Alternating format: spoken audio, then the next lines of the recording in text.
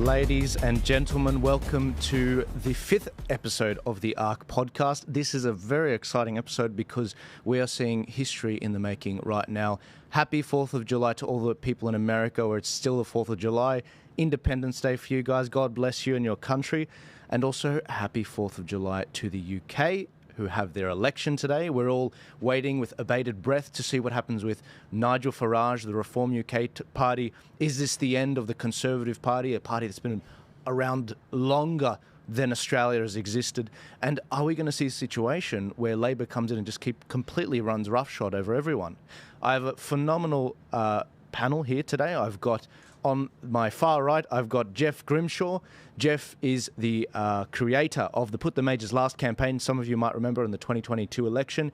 He is also a former Brit. He's been living in Australia since, I do believe, 03, is it? 05. 05, and I'm looking forward to hearing Jeff's insights. I've also got the Honourable John Ruddick of the New South Wales Upper House. John, welcome. I'm very excited to hear your insights. John is the author of Make the Liberal Party Great Again, and I think you're going to have some phenomenal insights into what's going on there and maybe some of the similarities here. I've also got Dr. Stephen Shavura, Sky News commentator and a phenomenal presenter at Sky News, as well as also talking at Campion College as a historian and a very strong Christian and unashamed Christian. And on my other right, I've got Chris De Bruin. Chris has done a phenomenal work with live streaming, with getting on-the-ground information on what happened during the COVID years.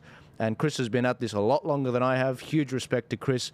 And also a former British, would you say? Used to live in the UK. Used to live in the UK. There you go. With one of the political parties too, so. Very good, very good. Well, look, guys, we've been waiting with a bated breath to see exactly how this election goes. I'm going to try and bring you up to speed as much as possible. We're keeping an eye on the stream. At the moment in the UK, just so you understand the context, it's about 1:40 a.m. Their polls closed at 10 p.m. their time, so it's about 1:40 a.m. there now. We're waiting to see what's going on. Looking at the results, if we pull up the slides, there was an exit poll which said that Labor is going to win a vast majority of the seats. There's over 600 seats in the UK for the lower house, just so you know. This is what the exit poll demonstrated, that there's about 410 seats to Labor, 131 to the Conservative Party, 61 to the Liberal Democrat Party, which is more of a left-wing party. It's not like John's party, like the Libertarians. And then we've got the Reform UK Party far outstripping what was expected of them on 13 seats. Now, take this with a grain of salt, because we're not 100% sure that these are the results yet. They're still pouring in. We've only got confirmed results on about 10 seats out of 600. But I wasn't expecting that we would be seeing the counting live on air.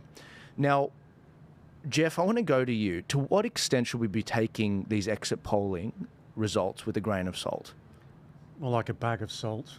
These are the same pollsters who, I think 97% of them in 2016 predicted the Brexit results would be Remain, and they were all completely wrong, like way off. I think a lot of these pollsters as well are controlled or run by, have a leftist bias. So they like to disengage people by saying, oh no, it's all over, Labour have won, Reform won't win anything, to try and keep people at home and stop them going out and voting. And I think once again they'll be humiliated by, not quite as bad as Brexit, but they're going to be very wrong with on their results, I think. John, what are your thoughts? Well, Jeff is right that the exit polls were about 2% off in Brexit and about 3% off in the presidential election in 2016. But even if they're off by 6%, Labor has still won this election. So And so far, the Reform at 13 would be a very good result. I was only expecting 6-7 seats for them. But look, the first thing that needs to be said here, Joel, is look, this is basically a good day for the Britain, because the Tory party is completely useless. They've been in power for 14 years. They've governed like the left. I hope they never come back. Okay, they're like that. They're like our Liberal Party in Australia. They're useless. Now, we've got this magnificent leader, political leader. We're very grateful to have him, Nigel Farage. Now, he's got a beachhead into the House of Commons tonight. Fantastic. That's all he needs. And now it is so far the Tory polling that is better, or the Tory results seem to be better than what the polls said. But it doesn't really matter. I think I have a lot of faith in Nigel Farage. I think he is the answer. The Tories are not. Now, the Tories are going to try and come out and say, "Oh well, give us another go because we'll be better in government next time." We just can't believe them. Yeah, look, just to give a bit more context, I failed to mention, guys, that Nigel Farage, this is totally as he predicted. Totally as we predicted. As you can see on the slideshow, Nigel was saying before the election, in fact, when he announced he was running, we're going to see a Labor majority. We're going to see a Labor majority. It's going to happen. The Conservatives are going to lose. So at least follow your heart. Now, the way the votes are tracking right now, the polling even was tracking, even before, despite the polling being skewed, it looked like Nigel's going to win Clacton. That's looking more and more likely as time goes on. So he is going to be in the Parliament. Then on top of that, we've also got Richard Tice. He's sort of number 2 guy, also looking very likely to win his seat as well. Add to that an additional 10 plus MPs. We're looking at, as John was saying, a beachhead. Also, in terms of the votes with this exit polling, it looks like about 17% of the votes went to the Reform UK Party. 6 million votes. That's shocking. Nigel also predicted that. Stephen, what implications do you see this having, being a historian? Well, I mean, the big question is the future of the Tories, and they're going to be asking the same existential questions that the Australian Liberals are going to be asking. Is the future of their party to go more to the left, or is it to go more to the right? It's also possible that they'll just stay in a very wishy-washy middle.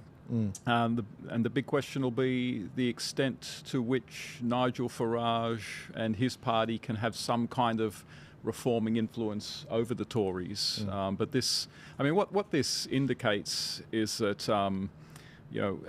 the big issue that Nigel Farage was hammering was immigration. And, the Brits are very, very concerned about that. An interesting question will be whether Labor will do anything about it. I don't see them doing anything about it. In none of their material, in none of their manifesto do they make immigration a big issue at all. And so I hope that no one voted for them for the immigration issue, because they're probably going to get more of the same. Yes. Do you mind just bringing up the photo we've got here? Memes summarise complex ideas in a very simple way. It's not about the seats, it's about sending a message.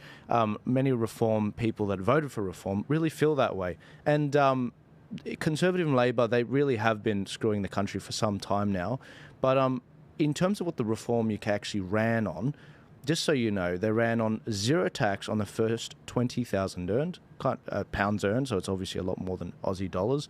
Freeze immigration, deport illegal immigrants, mandate single-sex spaces, scrap the VAT on energy bills, lower fuel duty, maybe one of you guys can explain that, ban transgender ideology in schools, prison sentence for carrying a knife, abolish the inheritance tax below 2 million, scrap net zero and ban EULAs. Can you believe they've got an inheritance tax? Introduce British Bill of Rights, write off student fees for nurses who work in the NHS for 10 years, prioritise social housing for British people, increase defence spending to 3%. I do believe it's at a little under 2% right now in reality. Reduce corporation tax to 15%, abolish the IR35 rules, sole traders, I'm sure that's a UK thing, abolish business trades rates for high street, and fast-track transport infrastructure in the north. Chris, what are your thoughts on how this is this manifesto from the Reform Party? It's surprising that this hasn't gained more traction.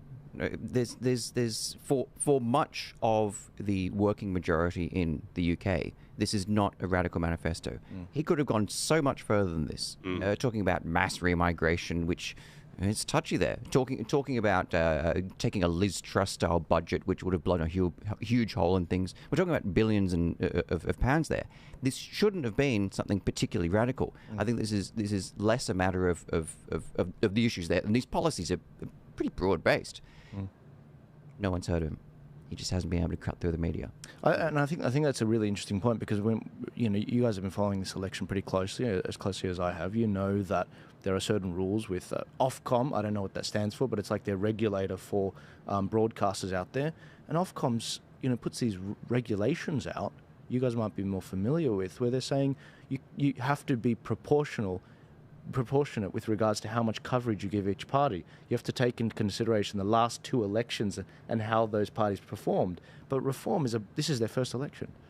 I mean, can you imagine? Do we have anything like that in Australia? Look, it's extremely anti-free speech. I mean, if you set up a media company, you should be able to talk about what the hell you want to talk about. And if you want to be pro one political party, you should have the freedom to do that. They had this. You know what caused the rise of talkback radio in the United States is one of the last things Ronald Reagan did was they used to have this thing since the 1930s in America. If you have a radio license, you have to have equal political coverage. So most of the radio networks, we'll just play music, okay? But then Reagan abolished that regulation, and then that just boomed the talkback radio industry, Rush Limbaugh and others. So, yeah, look, things like this are happening after 14 years of Conservative government. This is why they can never be forgiven. I woke up this morning and I saw the Deputy Chairman of the Conservative Party on one of the other networks. And he was saying, because it was looking like Reform was going to do quite well, and he says, look, and this is the Deputy Chairman of the Conservative Party, he says, if you're concerned about racism, if you're concerned about bigotry, if you're concerned about misogyny, and if you want to fight for Ukraine, then the Conservative Party is for you. I thought, okay, well, that's the death. All right, rest in peace, Conservative Party. Yeah. Why do they keep making this mistake, thinking that the more they imitate their competitors, the more they will galvanise their own base? It just makes absolutely no sense. Is it fear? It's a good question, Stephen. Why do they keep doing this? Look, I think what these people is, they don't really talk to ordinary people. They just do nothing but consume the mainstream media. I think that's their problem. They're not interested in talking to regular people. But those key holders in the media control what those working majority listen to. Most people don't have the time to get off of BBC, BBC4, Channel 4, ITV, and get onto alternate media. They've got a very simple thing. They go to work, they come home, and they catch a little clip of something which says, Farage is a racist. Oh, don't like that. All right, back to work. That's it. So those key holders who control the media, unlike in this room, are so important. You have to try and sway the Beth Grigbys and what have you. They control what people see, what people think. We do just have a video now from Nigel Farage. He did post a little under an hour ago to his social media. I'll just play this for you guys. It's midnight. There are 2 results in from the northeast of England that put Reform on 30% of the vote. That is way more than any possible prediction or projection. It's almost unbelievable. What does it mean? It means we're going to win seats, many, many seats. Wow. Right now. You were right. But to watch the TV coverage... Hang on a second. I just want to hear what he's... There's not a single representative on there from Reform UK. Mainstream media are in denial just as much as our political parties.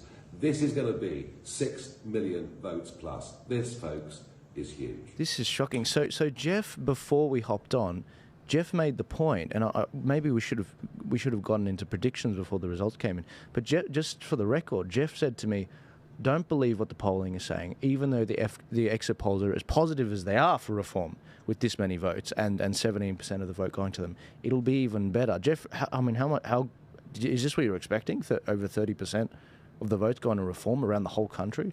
Oh, yeah. Because the polling was between 10 and 20%. And there's a lot of, let's call them the silent types who won't declare how they're voting. And just to jump into some actual results that have come in so far. Most of the results at the moment, I'm going to be a bit of a boring psephologist here, but Please. Most of the results so far are from the northeast. They always get counted quite early on, and the northeast is usually solid red, solid Labour. But what's interesting is that in those seats, the Labour vote has barely gone up. It's only gone up by 1 or 2%. But more interestingly, the party in second place, in I think out of 7 out of 10 seats from maybe 20 minutes ago when I had a look, Reform were beating the Tories. In some cases, double the Tory vote. The first Tory Conservative seat is just been one. It's Rayleigh and Wickford. Not really surprising. But even there, the Conservative vote is down by 36%. Reform is up by 25%. There's only 5,000 votes difference between the Conservatives and Reform. Incredible. And then Labour are third with fewer votes than Reform. There's one seat as well where Labour's vote is actually dropped. Yeah, what do you guys think about how the polling's going with this?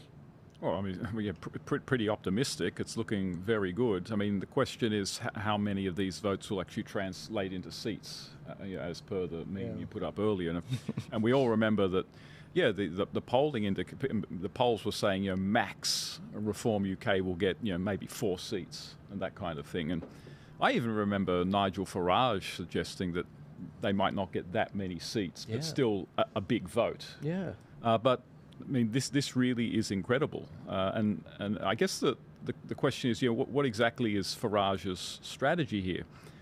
Because he knew he was not going to, form a government, and he's probably not going to form a government in the next election. Although I'm happy to be disproven there.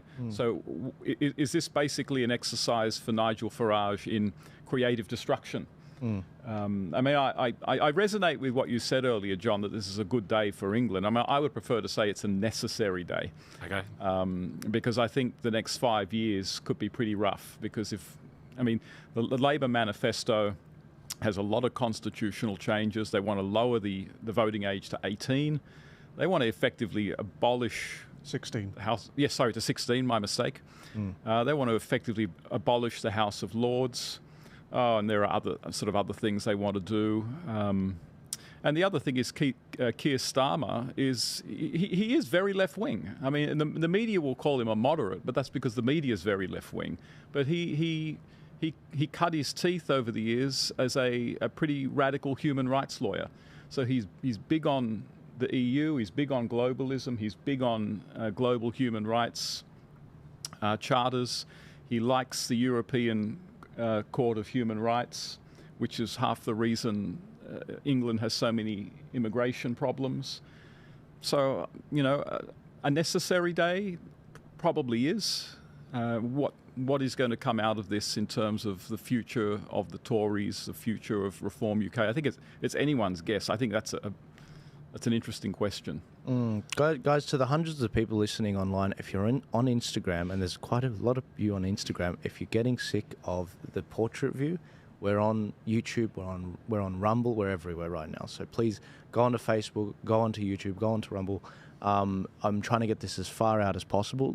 If you like it, share it, because we'll make this more of a regular thing, and we'll definitely do this for the US election. What are you guys' thoughts on this so far? Well, can I tell you, I was just reading this morning about the Labor Party policies. And Stephen is right. Keir Starmer has had the media has said he's a centrist. He is a left-winger. Now, can I tell you something? I'll tell you a little fact that's going to sum up this whole election. The Tories were going to ban non-electric vehicle cars by 2035. Okay, now that is already left-wing radicalism. Yep. Keir Starmer has said, vote for us and we'll ban petrol cars by 2030. So we've basically got the same party. Okay, the Tories are just Labor with the handbrake on. Now, the reason why the polls 2 years ago fell off a cliff for the Tories when Boris Johnson was exposed for partying his head off during all the COVID BS. Okay, and that's when the polls just went, whoa, and rightly so. And they've just held ever since. So that we've factored this in for a long time. But look, I'm hoping what Farage can do here is what happened in Canada, another Westminster country in the early 1990s. There was another little right-wing, libertarian-based party in Western Canada called, coincidentally, the Reform Party, led by a very good guy called Preston Manning. And it started off just like Farage's party, a little purist right-wing libertarian party. And at 3 federal elections later, they became the official opposition in Canada. And then at the next election, Stephen Harper won. By that stage, they had rebadged as the Conservative Party. Now, I'm hoping that the same thing can happen here with Farage. You know, that's really interesting that you say that, because you've obviously written the book, you know, Make the Liberal Party Great Again. Quite prophetic in the way that you wrote it, because what we ended up seeing, and I guess this is my question, I'm eager to hear what you got to say, Chris and Jeff. In the Western world, we're seeing a situation where there is a right wing that is dispossessed with regards to the right wing establishment. The establishment, they're too academic. They're no offense, Stephen, but you are in this community. You know what I mean. They're too separated from the grassroots. You know, get your hands dirty, sort of the farmers of the country, the tradies of the country, the silent Aussies of the country. And we're seeing that across, you know, the Five Eyes countries. You know, Britain, Canada, the UK, and the USA and New Zealand. But if there's no, how would you put it, mechanism for the grassroots to actually take over the leadership, we have a problem. In the US, we saw Trump with an open primary. The Republicans allowed that to come in. Now it's MAGA party, no, not the Rhino party. Obviously Canada, and I think you were the one that pointed this out to me a couple of years ago, John, in 2022. They have a popular vote among the Canadian grassroots Conservative Party to select Pierre Poilievre, and he's shaking up to win the next election. New Zealand needs a little bit more work. They're another parliamentary democracy with a bit of Maori sort of, but they still have a way to get people like Winston Peters elected. But the UK, and it's looking more and more like in Australia as well, the Conservative Party in name are refusing to actually listen to the grassroots. And in fact, they're even trying to actively shut down the up-and-coming parties. You know, obviously, we were talking the other night about what they did in Australia to sort of change the name of the Liberal Democrat Party, take the name Liberal out of it. I think that Nigel's going to have another bite at this apple in 5 years. Well, he has said that he wants to be the Prime Minister in 2029. So that's ambitious. I think it might take a couple of election cycles. I think 2029, he could hopefully be the leader of the opposition. It's not impossible he could be the leader of the opposition after tonight, actually. But I think it's unlikely. But it's not impossible. 30%. No, I don't think we're right about that 30%. Right. I know Nigel said it. Right. But I think it's closer to 17%. Right. That was I might be wrong. Yeah. Jeff's the psephologist. Do we know what the? Look, if it's 30%, he's the leader of the opposition. He's going to have 100 seats. Again, I thought we'd have. I thought that's just percentage of the vote. That doesn't translate yeah, to seats. exactly. But if you've got 30% across the country, you're gonna win more than the 13 seats. Yeah, well, we all thought that it was, you know, this would be all done and dusted, because, you know, 7 p.m. was when, you know, the voting, and at 10 p.m. they started counting the votes. I thought we'd be done by now, but we're getting a developing story on this. It was saying 17% with the exit polling, but that's exit polling, and people don't want to talk to exit pollers, as Jeff pointed out. But what do you reckon, Jeff? Well, there's an interesting result just come in from Knowsley, which is just outside Liverpool. It's usually a solid red seat. Labour have won it again, except their vote is down by 12%. Wow. Reform finished second, up 10%, and the Conservatives are way down there. Reform's vote is about triple the Conservative vote. And if Reform do well, they're going to do well in the north of England and the Midlands. I expect that the South East will remain largely Conservative. Some seats will flip. The Lib Dems might even pick up a few.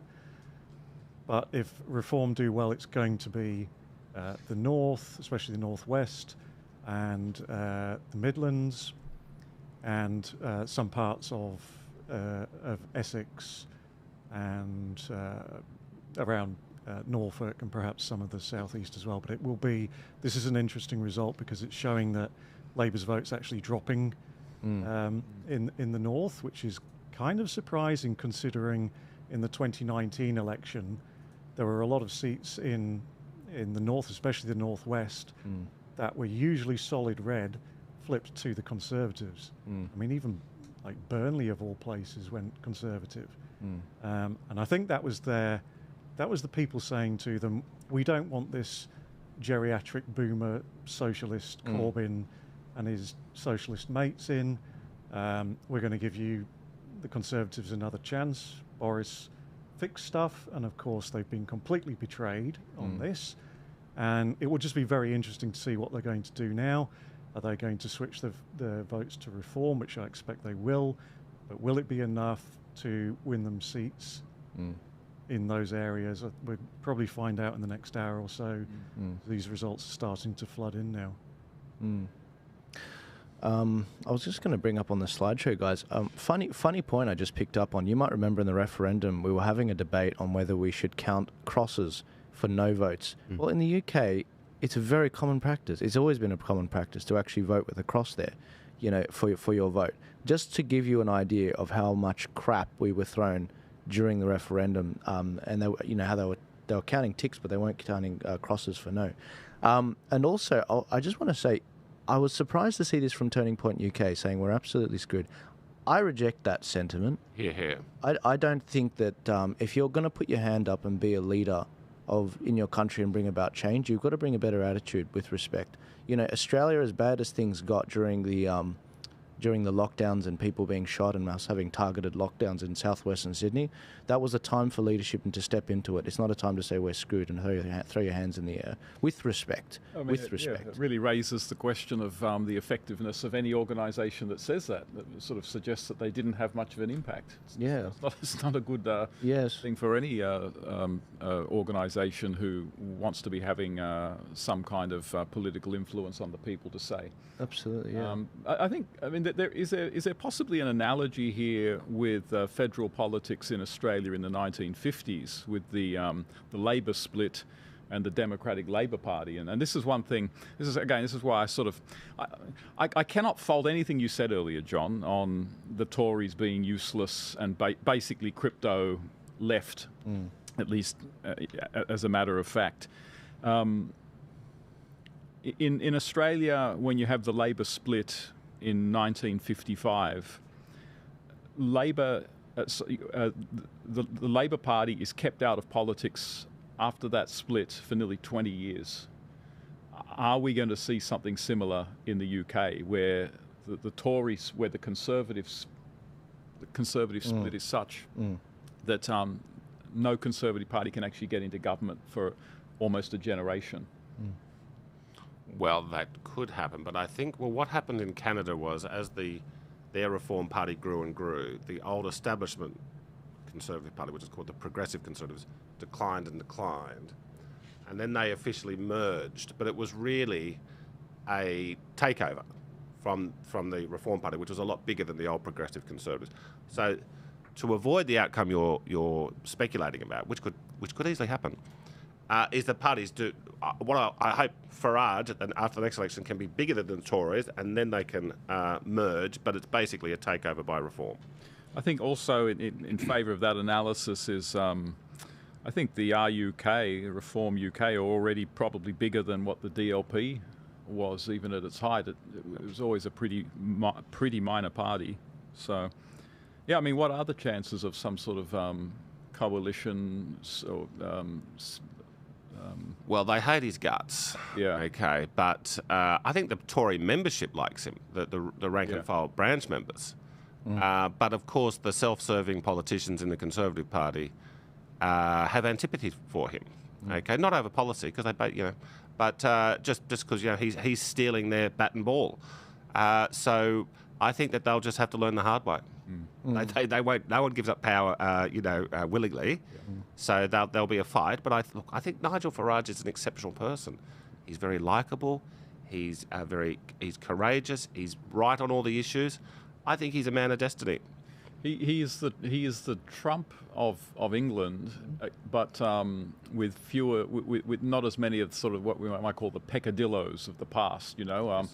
And because interestingly, he is from the elite. But no one identifies and can just feel the spirit of the people more than Farage. Yes. He gets it, and you can tell, just like Trump, he loves his country. This is a man who loves his country, and he recognises that he's not getting any younger, and he wants to do everything that he can for the rest of his life to try and save his country. And that's how I see Trump, and that's how I see Farage. And the cheerful Farage and Trump are cheerful. They tell jokes. You know, they're not stern people. You know, they're happy people. And I think that's appealing electorally. Yeah. Yeah, yeah. Not having spent a lot of time with Nigel behind the scenes, when we brought him out for 2022 for a tour of Australia, what you see in real life is what he is on camera as well. I was absolutely shocked spending time with him. I never get starstruck, but I got starstruck when I met Nigel because he's such an intellectual. He's a bit of a lad as well. He can connect with the youth. He can connect with the average person on the street, really anywhere. And let's not forget, Brexit in 2016 spurred on what ended up happening in the USA. For sure. You know, and people were like, he's like, it was a victory for the little people, and you guys can have it too. Similarly, he dubbed the referendum vote in Australia for The Voice our Brexit moment as well. And it's like, okay, all right, that's really cool. Now, I have no idea who our Trump or our Nigel is. I genuinely have no idea who they are. But there are some telltale signs by looking at who Nigel is. You know, he's someone of that generation, him and Trump's generation, someone that can. It's just a larger-than-life character, bit of a meme, very easy to make memes about him. I mean, Pauline comes very close. It's Pauline. Yes. It is Pauline. Our Trump or our Nigel is Pauline. And she will never be what they are in terms of their influence. But if you're looking for an equivalent, someone who's an outsider, although not wealthy, who just spoke very, very deeply to what ordinary Australians were feeling and was utterly crucified by the media, but fought and fought and fought. It is Paul. And someone who, in her own strange way, has a kind of a charismatic personality. It's a very, in her own very strange way, but people are just drawn to her. Yeah, I cannot think of anyone other than Pauline Hanson. Yes, I'm going to, very soon, guys, I'm going to play a video that is actually, I wasn't planning on doing this, but it was actually from the event we did in Brisbane where Nigel was directly speaking to Pauline in a question. I was not planning on showing this, but I think you'll find it quite illuminating. I did want to show you this, though. In the UK, they cannot stop taking Nigel Farage's material, and because Reform's been climbing in the polls, you can see it actually percolating into the language of all the parties. Check this out. And it's broken. It is vital to reform. You've got to reform. A great reforming. So we will reform it. And we will keep on reforming. So it's time for a fundamental programme of reform. Reform. Strengthening the case for reform. Change, reform and strengthen government. A reform. The implementation of our reform agenda. Reform. Reform. And rebuilding Britain through reform. We need reform. This is not the first time. I remember watching a video of Nigel Farage in 2019, and Boris was stealing all of his best stuff. He's like, "Are you ready?" And Nigel's like, "Oh, I bet I ought to lend him a pair of shoes as well." He's taking everything. What do you guys think about this? Actually, you know what? I think the Libertarians can definitely speak to this. You know, your policies always get stolen by the Liberals. You know. Well, as a minor party, we're very happy when that happens. Right. You know, because we want to be like an intellectual party. We want to, inspire other parties to see the light and to come to our position. But yes, that has happened a lot and doesn't bother us. Very good, very good. I guess it saves you having to win those seats and get it passed. Well, look, we've been going on about nuclear energy, for 25 years, and now Peter Dutton wants centrally planned nuclear energy. Okay, well, that's a step in the right direction. We don't believe in the central planning. We believe it should be privately funded, and we believe it would be privately funded if the government removed the ban. Chris, you've been silent. Tell me, what are your thoughts on all of this? Are you seeing anything come up in particular? I want to go back to where you played Nigel Farage's video 2 steps back, where he said that there were no Reform UK representatives on any of the media channels, and that was a true statement. I was listening to Sky News in my other ear here, UK Sky News, not our Sky News, and Beth Rigby, who you probably saw the bit of a car crash interview the other day in front of a bus with Nigel, said, I need to interrupt just 1 second there and correct what we just saw, because they played the same video we saw. We need to correct Nigel Farage. We have interviewed many, many different people from Reform UK.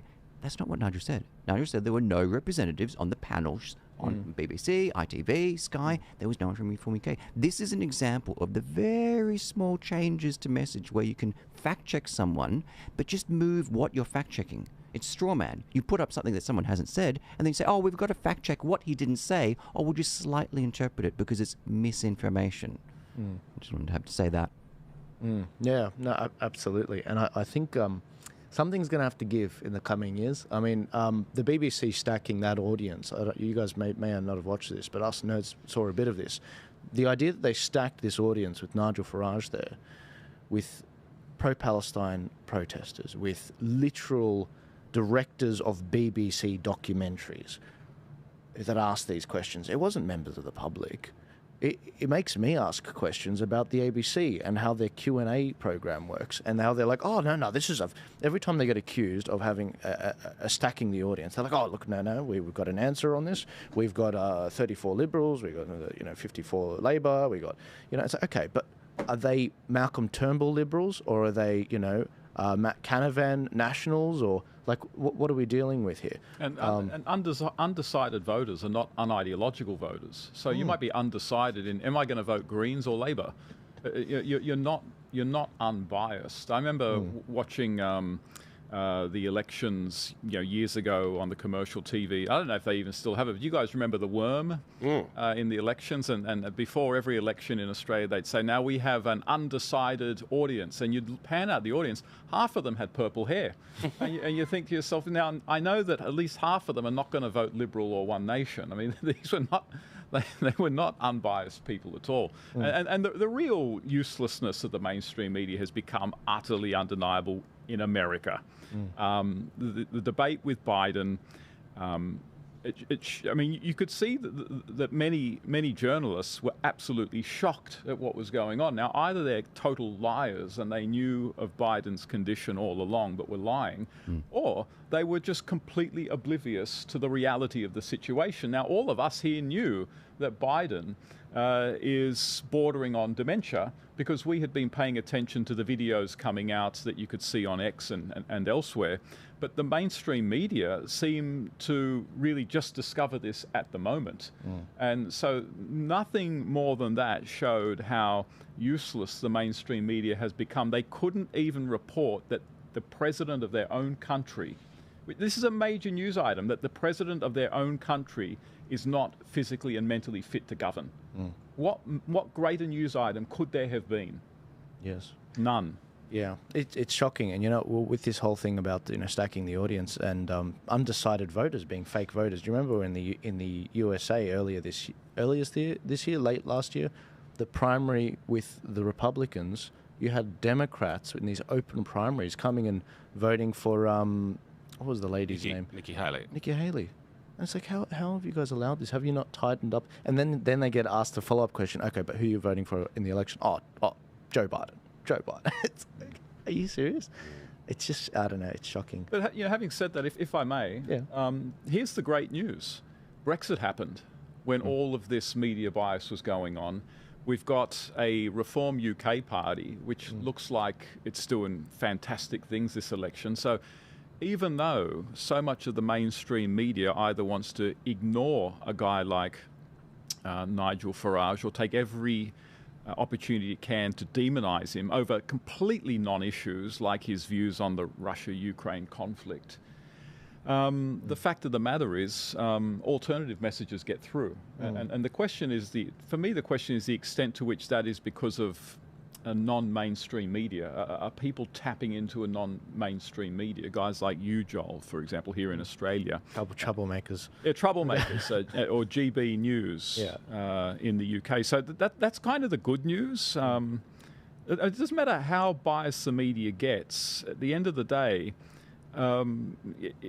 in events like Brexit, it gets mugged by reality. Not all the people can be fooled. No, absolutely. And, as my brain is very foggy today. My recall is horrible. I'm on about 3 hours sleep. Jeff, did you sleep last night? I think you said you were going to stay up because the voting ended at like 4 a.m. or 7 p.m. was 4 a.m. I tried. I failed. Me too. I just kept looking at my phone, and I was like, I'm on 3 hours sleep, so my recall might be a bit bad. But we saw a populist backlash with Brexit. We saw, and we were warned about it as well. And we saw that we're seeing that around the Western world. I do want to play this clip from the Nigel Farage event in Queensland we did. This is where, this is in October 2022. Nigel is asked the very first question by Senator Pauline Hanson. We've just heard Dr. Stephen Chavura say, look, Pauline's probably our Trump, our Nigel. Check this out. In the spirit of Victorian democracy, we are going to take one or two questions. Yes. Ross Cameron, that is, guys. The floor. I think we have Joel Jamal. We can't really see you, Joel. That's all right. I'm just in the front here. There you go. Take it away, brother. Who have we got? Who have you got for us? Our first question is from Senator Hanson. If anyone else has a question, please put your hand up. I'll eventually make my way to you. Senator Hanson. Thank you very much. Right.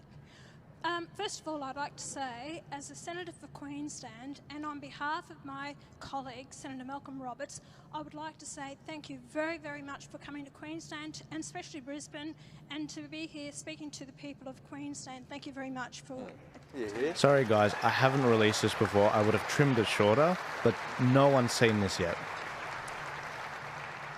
Nigel, this is the first time I've actually met you and been to one of your speeches. I'm so pleased I came. You have inspired me tonight very, very much. When I listened to you say that you've been fighting for 27 years against Brexit, I've been fighting 26 years, so it gives me hope I've got 1 year left to probably to start turning things around. My question to you is, you said that Australia is basically 10 years behind the UK, as you see it. You spoke of people being apathetic, and I feel the same too. I think people are very apathetic because there's no true leadership in the country. If we have tonight, it is mostly the older generation that is here. What concerns me is the younger generation that I believe are being brainwashed in our educational system to the left-leaning way of thinking. I've been stopped from going on, or I'm not invited on mainstream TV. The only people that give me an opportunity to speak to the public is Sky TV. So I thank them. Or if people watch the floor of Parliament and watch what I have to say. How do we get it out to turn around the younger generation to truly understand if as the older ones, and I'm getting to that age, we're getting to the end of our lives, and how do you turn it around in such a short period of time to try and stop the destruction of the family values and where this nation is going? Well, Pauline, thank you very much. And it's lovely to meet you and to meet somebody who's taken as much abuse as I have over the last 26 years. It really is. And they'll never stop. Don't think they will. They'll never, ever stop, and it's the same with me. Pauline, look, I think the important thing to get on board here, yes, Australia today does feel to me like the UK felt 10 years ago. 10 years ago, people kept saying, but why aren't we in control? Why are these people in Brussels telling my business what I can and can't do? And there was that feeling of helplessness and that feeling that the establishment just wasn't on their side. And I'm beginning to get that feeling over the course of this week in Australia. It's a similar type of feeling that somehow Canberra is very, very disconnected from the lives of ordinary people. The optimistic thing I would say to you is this. There is still, in all of our countries, a majority for common sense. A majority out there of people who think we should talk about pregnant women as opposed to pregnant people or lactating persons. All right? This is all the language of capital cities, of left-wing media. So there's still a majority out there. There's enough of them to turn this around. On the younger generation, look, there has been a march through the institutions of the left, and it's not just the universities. They're poisoning our kids from the age of about 5 years old onwards. What can we do about it? parents must take a stand. All parents must take a stand. Not even all, just and some. Ultimately, we need massive educational reform in all of our countries. Our young people should be taught, as I was and you were, they should be taught critical thinking. They should be taught, here's a problem, here are two solutions, you make up your mind which of those you believe is the right one. They're now being taught, here's a problem, here are two solutions, one is virtuous and good, and if you believe the other one, you're somehow evil. That's where we've got to. Turning around education will take a long, long time. Getting our youngsters to have a balanced education, it's going to take time, but parents must engage, and I repeat the point, there's still a majority for common sense out there, but people need to be inspired. And to be inspired, they need leadership. And all the Conservative movement do is surrender and move back. True. Surrender and move back. Surrender and move back. Yep. And frankly, much of what is going on across the Western Sorry, guys, world, I'm going to go back because that was probably the fault peak of it, and we just it's lost going to it. take time, but parents must engage, and I repeat the point, there's still a majority for common sense out there, but people need to be inspired.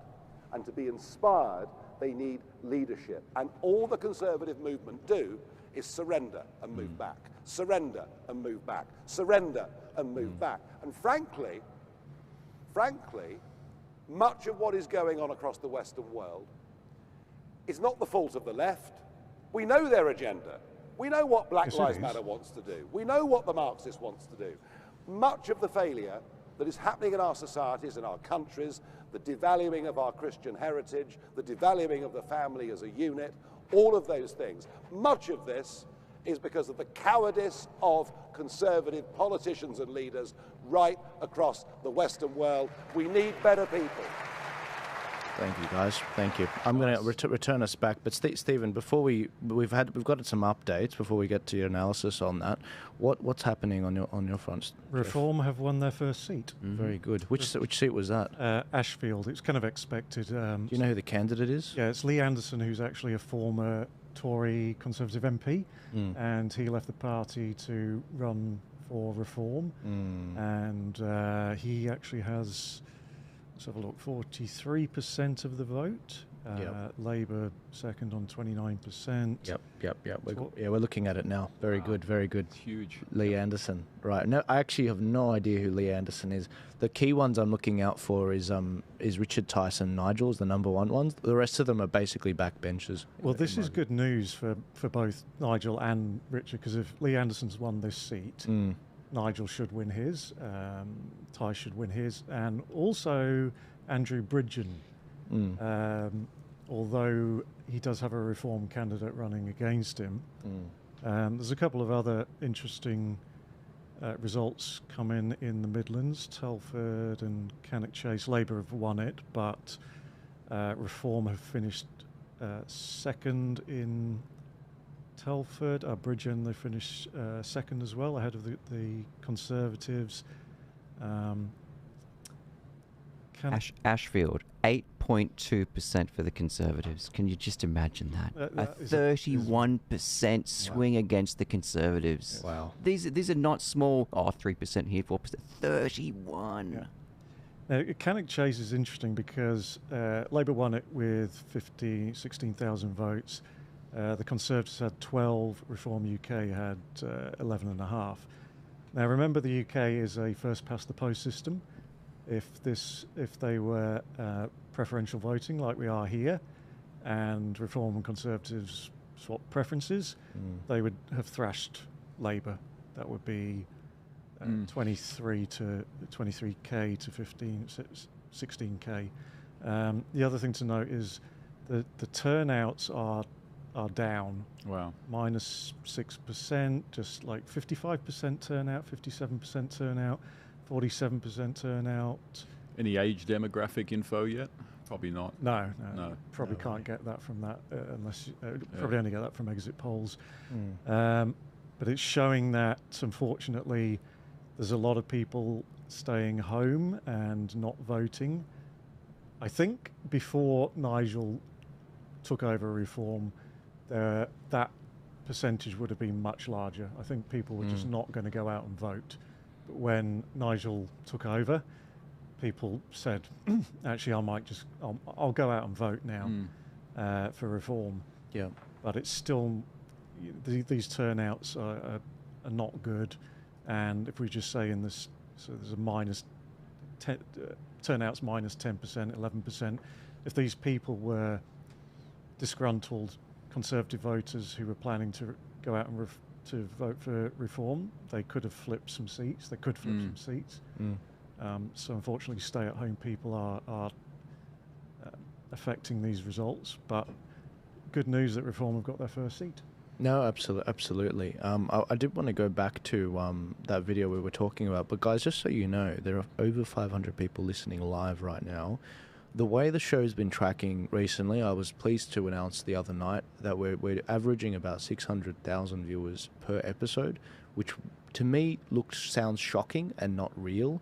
But we actually post across a number of different platforms, and we have multiple accounts. Like just on YouTube, we have 4 different accounts. So this is thanks to you guys giving it a share and getting it out there.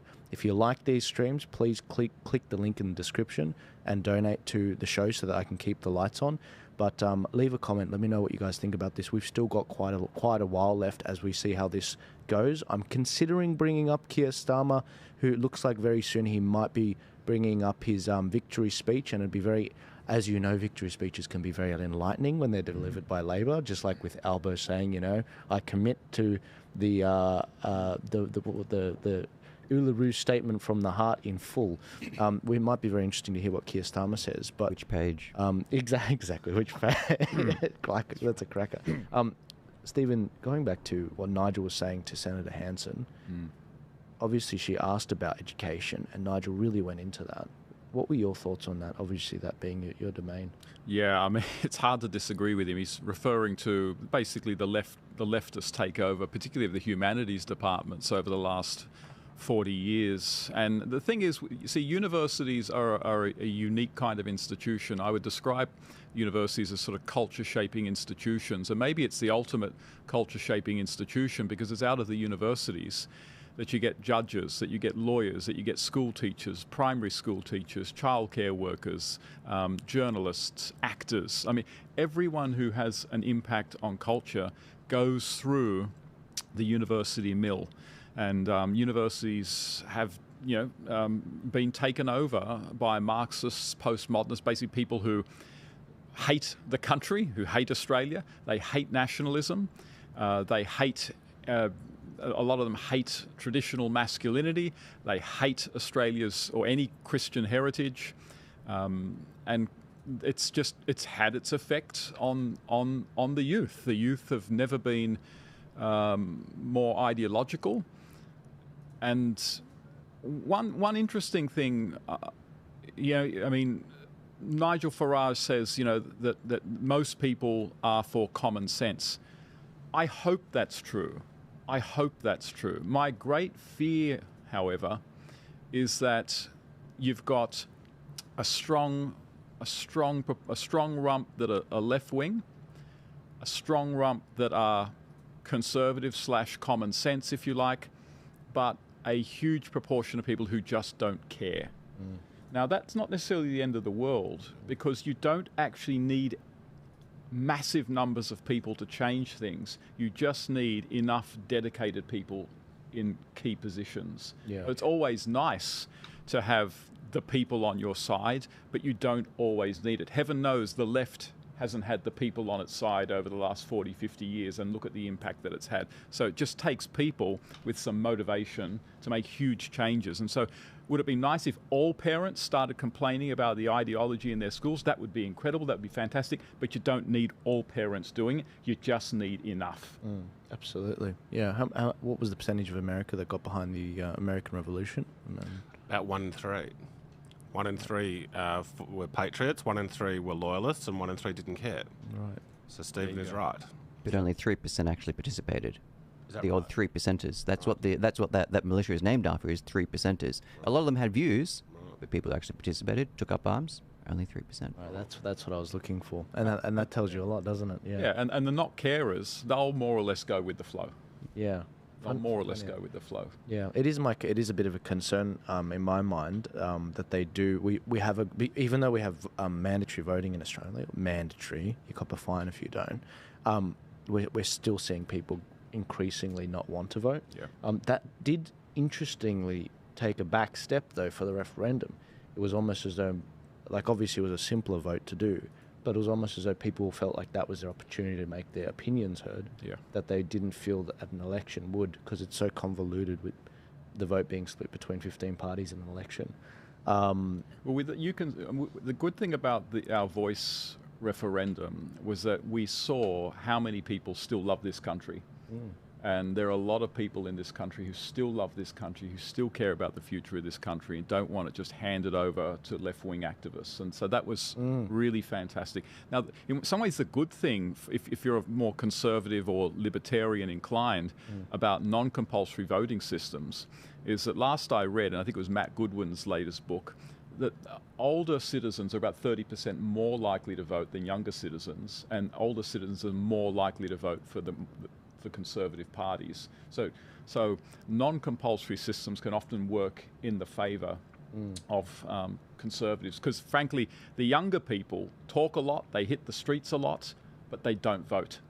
When it comes to the crunch, they don't get off their futons and wait in line to vote. I think as long as we have compulsory voting in this country, there should be an option on the ballot paper for none of the above. That's a good idea. Actually, I think it should be on every ballot paper. That's a cracker idea. Yeah. That is a cracker idea. But hang on, what happens if what would the threshold be? Is it 50%? If 50 plus one vote none of the above, you rehold the election until somebody wins. Right.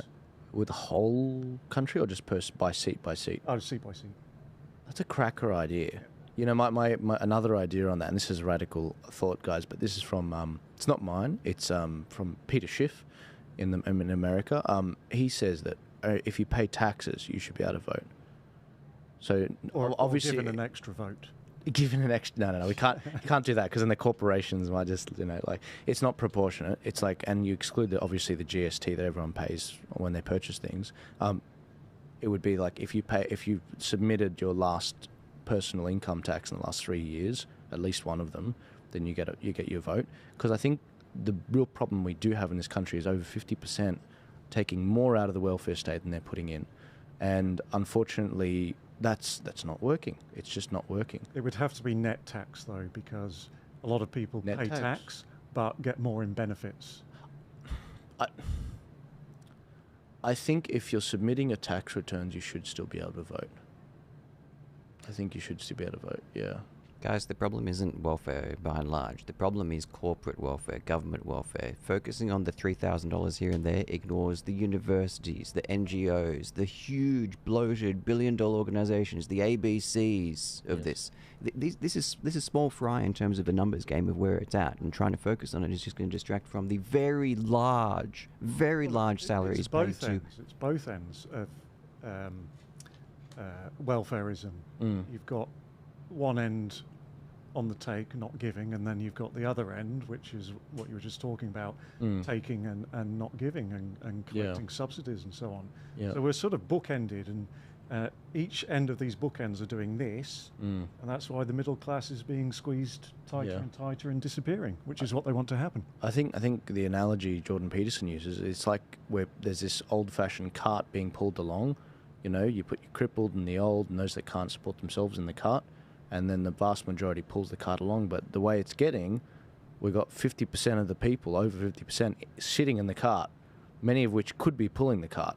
And eventually it's going to get to the point where the people pulling the cart, they're just going to leave the cart altogether, go to another country, pull their own cart, you know, and that's what rich people are very good at. It's getting up and moving. And that's why that's why Labor platforms which promise the world. I mean, Keir Starmer's literally part of his election pledge is to start breakfast clubs in schools where kids get free breakfast. I mean, he's Santa Claus. He's offering all this free stuff. And then when the question comes, well, how are you going to pay for it all? It's always the same answer. We're going to tax corporations more. We're going to tax the rich. But everyone knows that they're and Menzies was pointing this out back in 1942 in his Forgotten People speech. Everyone knows they're the ones who've got the money to be able to figure out how not to be taxed. Yep. And then that tax burden falls on the middle class. Exactly. It falls... We pay for it. Precisely. And this is typical Labour policy. It's like, yeah, we're going to give you free breakfasts for your whole time at school so that when you get to what will soon be 16, not 18, which, by the way, I just want to throw this in there, lowering the voting age to 16 is a prerequisite or a pre-move, let's say, to lowering the age of consent. Guarantee you that will come. Wow. In years' Wow. time. Okay. Well, we can have a whole conversation on that. Yeah. Bookmark that. Absolutely. Yeah. But effectively, what he's doing is when these kids get to 16, it'll be like, don't forget to vote Labour. The people who gave you breakfast for the last 16 years, 14 years. Yeah. I was going to say, going back to the history of how we got the vote, and guys, please, I'm open to being corrected where I'm wrong. Generically speaking, across the West, the reason why people were given the vote at all was if you were fighting for the country. Actually, originally, if we really want to go back, it was landowners, right? It was if you owned land, if we're going back to the Lord days almost. Yes. But later on, eventually, it was like, okay, if you're old enough to fight, you're old enough to vote. So men were given the vote. And then eventually that was, I'm talking in American terms, so 21. Then they were given the right to vote. And eventually that was given to women. Men, so they're like, okay, here you go. Women can have the vote too and, enter the workforce and in the second wave of feminism. And then now we're talking about lowering it even more. But as time goes along, kids are doing less and less what their parents and grandparents were doing at their age. So, kids might not move out of home till 30, whereas back in the day, they were definitely out of the house well before 20 and working and getting skills under their arms. But it feels like people are becoming more and more entitled, and yet the voting age is becoming lower and lower at a time when we're becoming more and more ignorant at a younger age. I would happily give up my vote if we had some stricter laws around it. Look, I think while it is tempting to say that you should only have a vote if you paid some tax, I think that sort of does go against our democratic ethos. I think the simpler way to reform it would be to raise the voting age to the age of 30, which sounds very radical. But the truth is, when you're 20 years old, you think you know everything. Right? Then you get to the age of 30 and you look back at when you were 20, you think, oh my God, I was so dumb. Well, you do the same thing at 40, looking back at 30, and you do the same thing at 50, looking back at 40. But under 30-year-olds are kids, okay, and they're still trying to work the world out. Now, the name of the greatest legislative body in the history of the world was the Roman Senate. It's around for 700 years, and that Latin word Senate comes from the word grey hair. Okay, so they wanted people with grey hair making the decisions for the collective, for the state. Now, I think that we would have, and as Stephen said, he's very right, the older people get, the more they vote right. Okay, that's because they become wiser, and they can see through phonies. They can see through when you're in your 20s and a Labor leader comes along or a left-wing leader comes along and says, oh, I've got free stuff, vote for me, there's all free stuff, and in your 20s you think, that sounds fantastic. When you get past the age of 50, you've been around the block once or twice and you become a lot wiser, you then think, well, I can see through you, Mr. Phoney. You're actually trying to enslave us through all this welfare. So raise the voting age to 30. The campaign starts today. Yeah. Well, Aristotle said the same thing, so you've got one of the greatest minds in history on your side, John. Well, I think he also said that the perfect difference between a man and a wife should be she should be 18 and he should be 36. He should be double her age, I think he said. So might be something in that as well. I think we need to start the Aristotle party. I think we've got our platform there, basically. Yeah. Again, guys, with the voting thing, I am not fully sold on it. I think there's a huge room to have a robust debate on it. The last thing I want is a situation where we're going to foreign wars and people below 30 is being sent to die, but also not being able to vote. There are a lot of problems and a lot of room for discussion on this. But just throwing it out there, because the left have opened it up. They're like, all right, well, let's give the vote to 16-year-olds. And it's like, are you joking? Your brain as a male doesn't fully develop till 25. It fully develops younger as a woman. I mean, the idea that we'd lower it to 16 is just nuts. Well, look, they clearly are doing it for base political purposes. Yeah. Because they think, but the interesting trend around the world is young people are shifting to the right. Yeah. Okay, we saw that in European elections. Yeah. It'll be interesting to see, Jeff, if we can get up later, if there is an age breakdown. In the US, young people are voting for Trump. Now, this was not expected. It's very welcome. Now, it may well be that I think if you're an 18-year-old kid today and you've come through the last, 13 years of education, you've had all this rainbow stuff shoved down your throat and sorry days shoved down your throat and all this global boiling, of course, shoved down your throat. I think kids naturally are rebels, and I think they are rebelling against this crap. Okay, so maybe I should get on the look. I think it might just be a temporary thing about the youth rebelling. They rebel against the current establishment. Yeah. The establishment has usually been the right. The last 20 years, the establishment has been the left. So they're rebelling against that. Yeah, okay, Exactly. so- Yeah, and I had Topher Field here in the first podcast, and he made a really fascinating point. I'd never heard of it. Earlier on in the podcast, I said, "Don't be surprised if populism manifests itself in ways you don't conceive of, like the GameStop revolution in 2021, when people wanted to short that stock, the EB Game stock, to stick it in the nose of those on Market Street. It comes up in ways you don't expect." Now, Topher said something really interesting about the youth. I said, "Why is it that they're all growing out their mullets?" And he said it's because they don't want to be thought of as gay. Right. And I was like, isn't that fascinating? You've totally got my support now. Isn't that crazy? You're going to start growing a mullet now. Well, look, I'm a bit older. I'm a bit older, and I'm, obviously, I do a conservative commentary. It's pretty clear where I stand. But the young guys coming up, the idea that they want to put themselves out there, especially as a male that's looking for women's attention, and to be like, no, I just want to be absolutely clear. I am a masculine man. I've got So I'm going to grow my hair long. healthy mullet. Look, you're all sorted, Stephen. I am. That's true. I'm privileged. Yeah. You're privileged. That's a different time. Wife privilege. Can we have an election update from our psophologist? No, please, I'm keen yeah. to see where we're up to. Absolutely. Not a huge amount of change. This is a really slow moving. I mean, I thought we'd be done and dusted with the results still by waiting now. for this. It usually comes in a flood where you get about 100 results. Galloway's out. Rochdale. Galloway's out. Good. He's out. Good news. Sorry. Please explain to the audience because I have no idea what you mean. George Galloway, Workers' Party, pro-Palestinian. That's a shame. I know Based that communist, guy. though. Based communist. Yeah. He says a few interesting things. So Tristan Tate was Galloway's largest donor, I do believe. Yeah. Make it make sense. I like Galloway. There's a lot to like. Yeah, there's a lot to like. He's about also on the Galloway. opposite He's because he honest. speaks his Sorry, mind. Jeff, I cut you off. A couple of interesting results here and there. Reform. I'll just go through some of Reform's percentages. 21%, 21, 29, 20, 27. Obviously, they had the win, which was, I think, 43, 25, 19, 33, 29. So they're certainly getting up there. But this is the north, isn't it? Mostly the north at the moment. A little bit. Where else? Blackpool, Whitehaven, one seat down south. I just want to point out as well that Reform are basically doing this on the back of no organisation, Yes. no money. Nigel coming in at the last minute, like the minor parties here, they're totally disorganised. They have no structure whatsoever. They've been doing it on the fly. They're getting very little media coverage, of course. And if they do get media coverage, it's negative because it's like they're just waiting for Nigel to slip up, or there was that issue where they threw that actor in.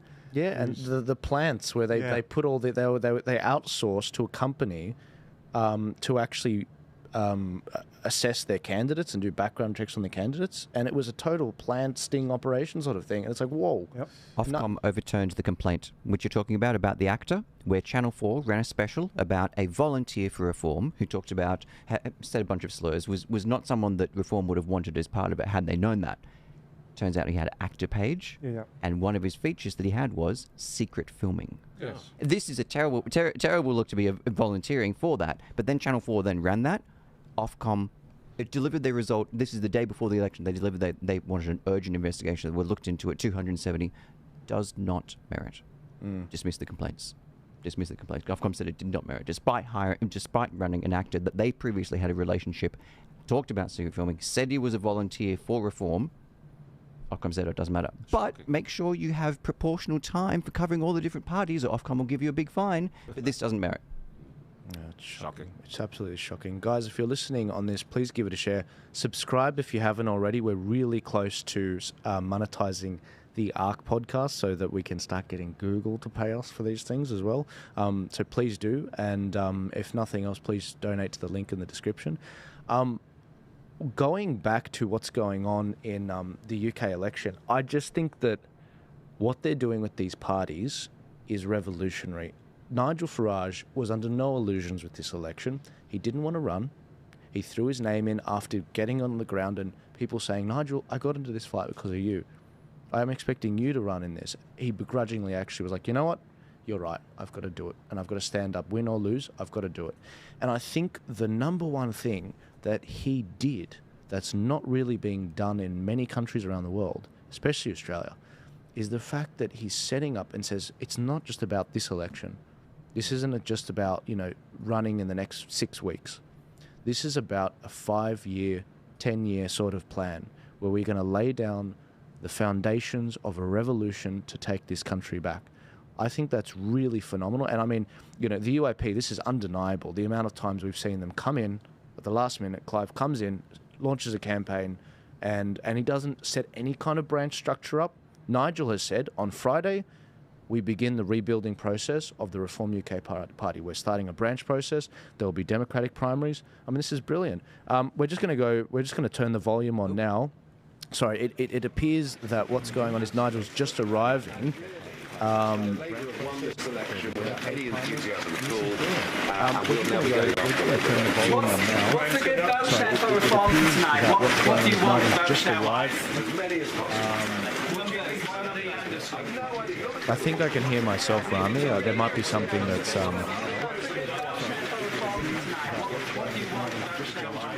Is that Rebel News there? That's Ezra. Yeah, that is Ezra Levant. Yeah, Rami, something's looping. Something's looping.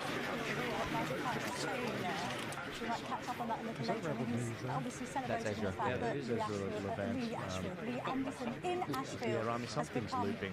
Something's looping. All right, Rami, what we're going to do is switch to this audio, mute the PC, and we'll go from there. Well, yes, could be as well. The exit poll says 13. There we go. 13.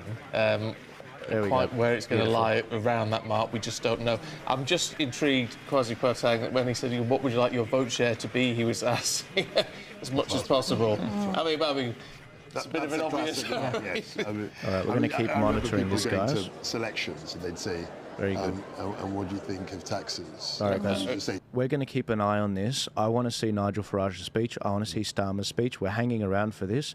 For those of you listening, there's at least 500. That's building up to 1,000 people listening across the different platforms live. Very well done. Where were we? We were talking about how Nigel Farage said this is about building a brand structure, a long-term plan for the country to take it back, to actually start a real opposition, because the Conservatives will be in opposition, but they won't be the opposition, as we see how close the manifestos are with Labor. Do you guys have any thoughts on... Well, Joel, did you say... I'm very pleased to hear that Nigel wants to build a party infrastructure. Yeah. Did I hear you say that he said that there will be primaries to select their candidates in the future? He said there will be a branch structure. I'm happy to find that part of the interview where he said that. He was at GB News, the last one he did, GB News interview. I'll pull that up. But yes, he said, look, we didn't expect to be have this sting operation where we had all these things on. I admit I've been out of the loop. Richard Tice has been taking care of everything. He didn't throw him under the bus or anything. He said Richard has thrown $1 million of his own money into this, but I understand it's not a perfectly organised organisation. Minor parties often aren't, and mistakes are made.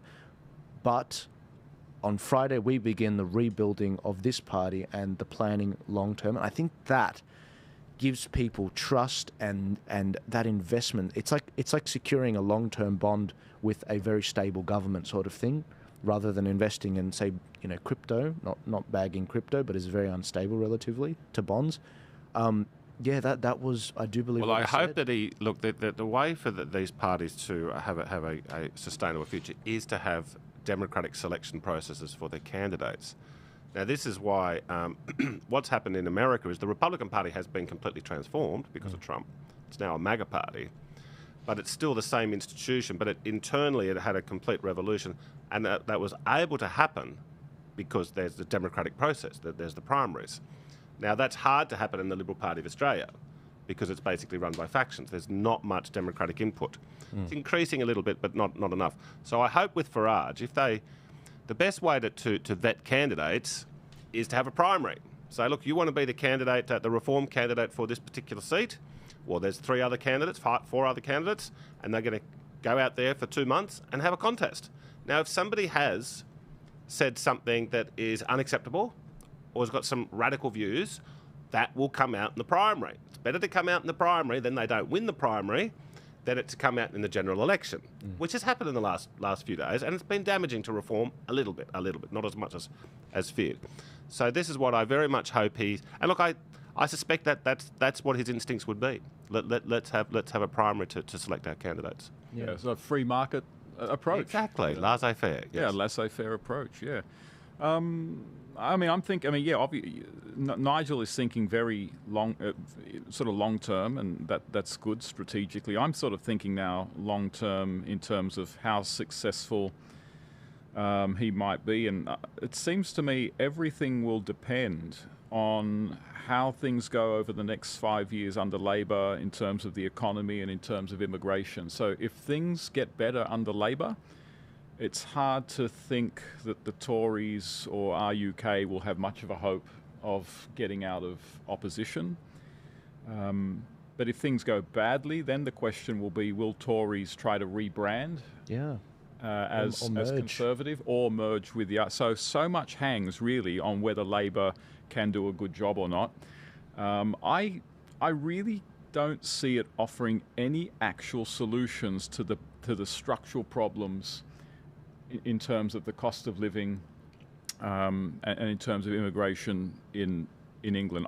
It seems to offer no solutions to that whatsoever. It talks about a lot of other things, but it doesn't seem directly to be addressing any of that. Yeah. Maybe because it suspects there are no solutions. I don't know. Well, when we last had a Labor government get elected in the UK, it was in 1997. It was looks to be a very, very similar result when Tony Blair won. The big difference is this.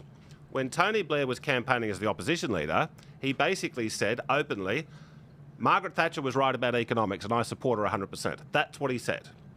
Okay, and that Blair government was, for a Labor government, reasonably good on economics. And that was why it was a long-term government. Now, with Keir Starmer and all the left-wing parties around the world today, they are really left. Okay, it really started with Obama. You know, there used to be a conservative faction, it used to be called the moderates, in the Democratic Party of the United States. There used to be, the Liberals and the moderates. Bill Clinton was from the moderates. Jimmy Carter was from the moderates. LBJ and JFK were from the moderates. And then after the disaster of Iraq, the Democrats in 2008 chose the first left-wing presidential candidate since the 1930s, Barack Obama. Now, he's very charismatic, he's highly intelligent, he's very likeable for a lot of people, but he's a really hard left guy.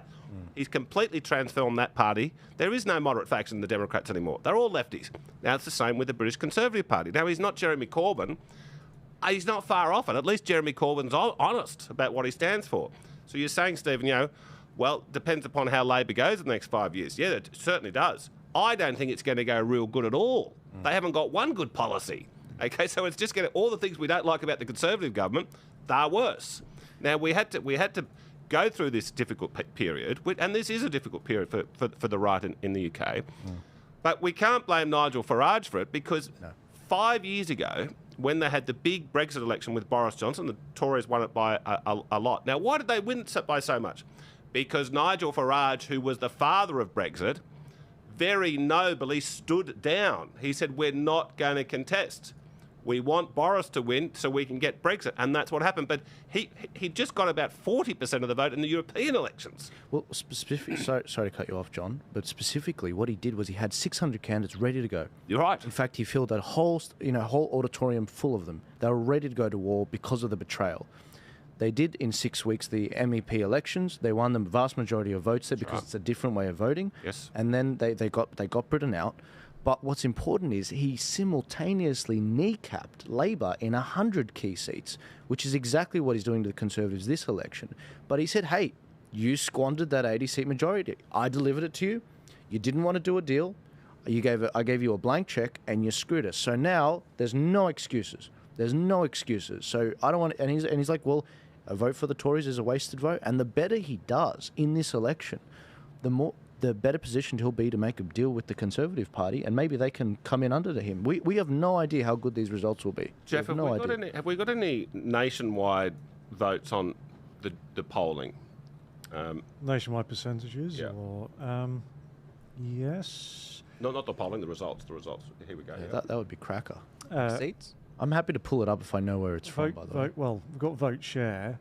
Conservatives 37%, Labour 30%, Reform 20%, Lib Dems 6%, Green 6%, everyone else about half. So far, I mean, according to that, the Tories are going to win by a mile. So obviously they're counting in areas which are more friendly to the Tories, which is the more rural areas. Sure. It's quicker to vote, quick count votes in the rural areas. Maybe they're smarter in rural areas, they can add up quicker.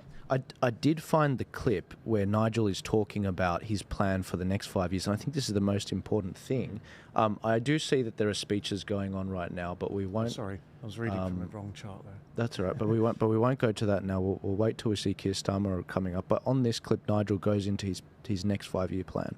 Ever been in the European Parliament, and by the way, not chosen because they were X, Y, or Z, chosen on ability. So, if I'd known what I was inheriting a month ago, well, you'd have.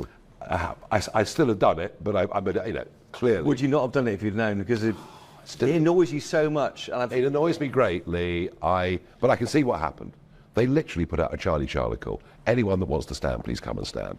And one of the ironies of this, Chris, is having smashed the BNP out of existence, some of these really fringy, unpleasant types have got nowhere else to go. I will, starting on Friday, professionalise Reform UK, democratise Reform UK, build a branch structure around the country. And do you know what really matters? Yes, I want us to be the voice of opposition in the House of Commons. The Conservatives can't be. Sunak won't be there. They're divided. I want to be the voice of opposition to Starmer in the Commons, but more importantly, in the country. And the ambition, we establish this bridgehead tomorrow and then build a mass movement for real change. We'll come to that in a second. What do you think of this criticism of Keir Starmer not working Friday evenings with his family? Do you understand? Yeah, that's something else. Look, that was very encouraging. Yeah. It's hard not to believe him. Yes. So he's around for the long haul. Yeah. He's talking about building an infrastructure and internally democratic. So that is encouraging. And do you see, just listening to him talk, that's the real man. Oh, I agree. Yeah. You know, he doesn't come across in any way, shape, or form as a politician. Correct. Such a rare character trait that he's got. Absolutely. Authenticity is key. That's it. It's authentic. And I'll retract something I said about Pauline. It's not that she has charisma, she has authenticity. That's the word I was looking for. Yeah, it's honestly the only word I could think of. I used to think it was transparency. So back in 2020 when I started my original show, The Arc, with a C, guys, we're going to go to Keir Starmer now because he's just, thank you for that. Now, should I bring this up on my screen, Rami? 2020 when I started. Yeah. Rami, do it on my screen because we're going to get feedback from that. I think you've got something playing. Here, I'll just play it on here. Here we go. Thank you so much to the police and the returning officer for making sure every voice is heard and every vote is counted. And thank you to Andy White, a fantastic agent, the campaign team, the local party, and all the volunteers who've worked so hard over the last 6 weeks and beyond. Every door knocked, every leaflet delivered, every conversation had, it makes a massive difference. Elmo doing that. And lastly, I'd like to pay tribute to my fellow candidates who put themselves forward for public service. Because in this room, right here, beats the heart of our democracy. Not in Westminster or Whitehall, but in town halls and community centres up and down the country, in polling stations and voting booths, and most of all, in the hands of the people who hold the power of the vote. It all starts here. And it starts with you. Change begins in this community, with the people who came together to make life better, like the fantastic councillors who work so hard for our area. Okay, can I just jump in while he's clapping? His vote is down minus 17.4%. His vote? What do you mean? Is the change in the vote from the last election minus 17%? What was it? What was it previously? It was a vast majority. Yeah, you'd be up there in the 60-70%. Really? Where's it gone to? It seems to have gone to an independent called Andrew Feinstein. Who else ran in the seat? Oh, loads of people. What they're doing in the south is they're piling in like 10 candidates from all these... Dan Andrews. Yeah, exactly. What happened to Dan Andrews, isn't it? Where they ran 14 candidates in the seat and they split... Yeah. So who's come second in his seat? This independent. Right. And then the Greens came third, yuck. The Tories down by 8%. Yeah, as predicted, the Reform aren't doing very well in the south. Yep. They're getting, 5, 10, 15%. Because tonight people here and around the country have spoken, and they're ready for change, to end the politics of performance and return to politics as public service. The change begins right here, because this is your democracy, your community, and your future. You have voted. It is now time for us to deliver. Thank you very much. Okay, there you go. Keir Starmer giving his acceptance speech. We've just been crunching the numbers. Maybe he learned from Albo. It's pretty shocking. He's lost in terms of share percentage. He's down over 17%. Yeah, so last election in 2019, he got 36,641 votes. He's now down to 18,884. So his vote share's been eaten into by the independent Andrew Feinstein, who came in second place. Also, the Greens have doubled their votes. But at the same time, it's not exactly a ringing endorsement of Keir Starmer, but we are now looking at Nigel Farage in Clacton, where his seat announcement is imminent. We'll just see. And we can talk to Mark White, who is in Clacton with Nigel Farage as he awaits his fate. Mark. Is this Nigel's 8th time running? Yes, indeed. Just looking over the balcony at Nigel at the moment. I'm going to try and shout down to him. Just say hello. Just shout down to him. Nigel, you're on GB News at the moment. How are you feeling? Oh, he's above him.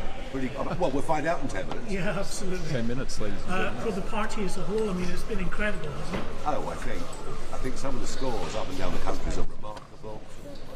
Short space of time. What an amazing balcony interview. Sorry, I can't hear. Incredible. But this is just the first step.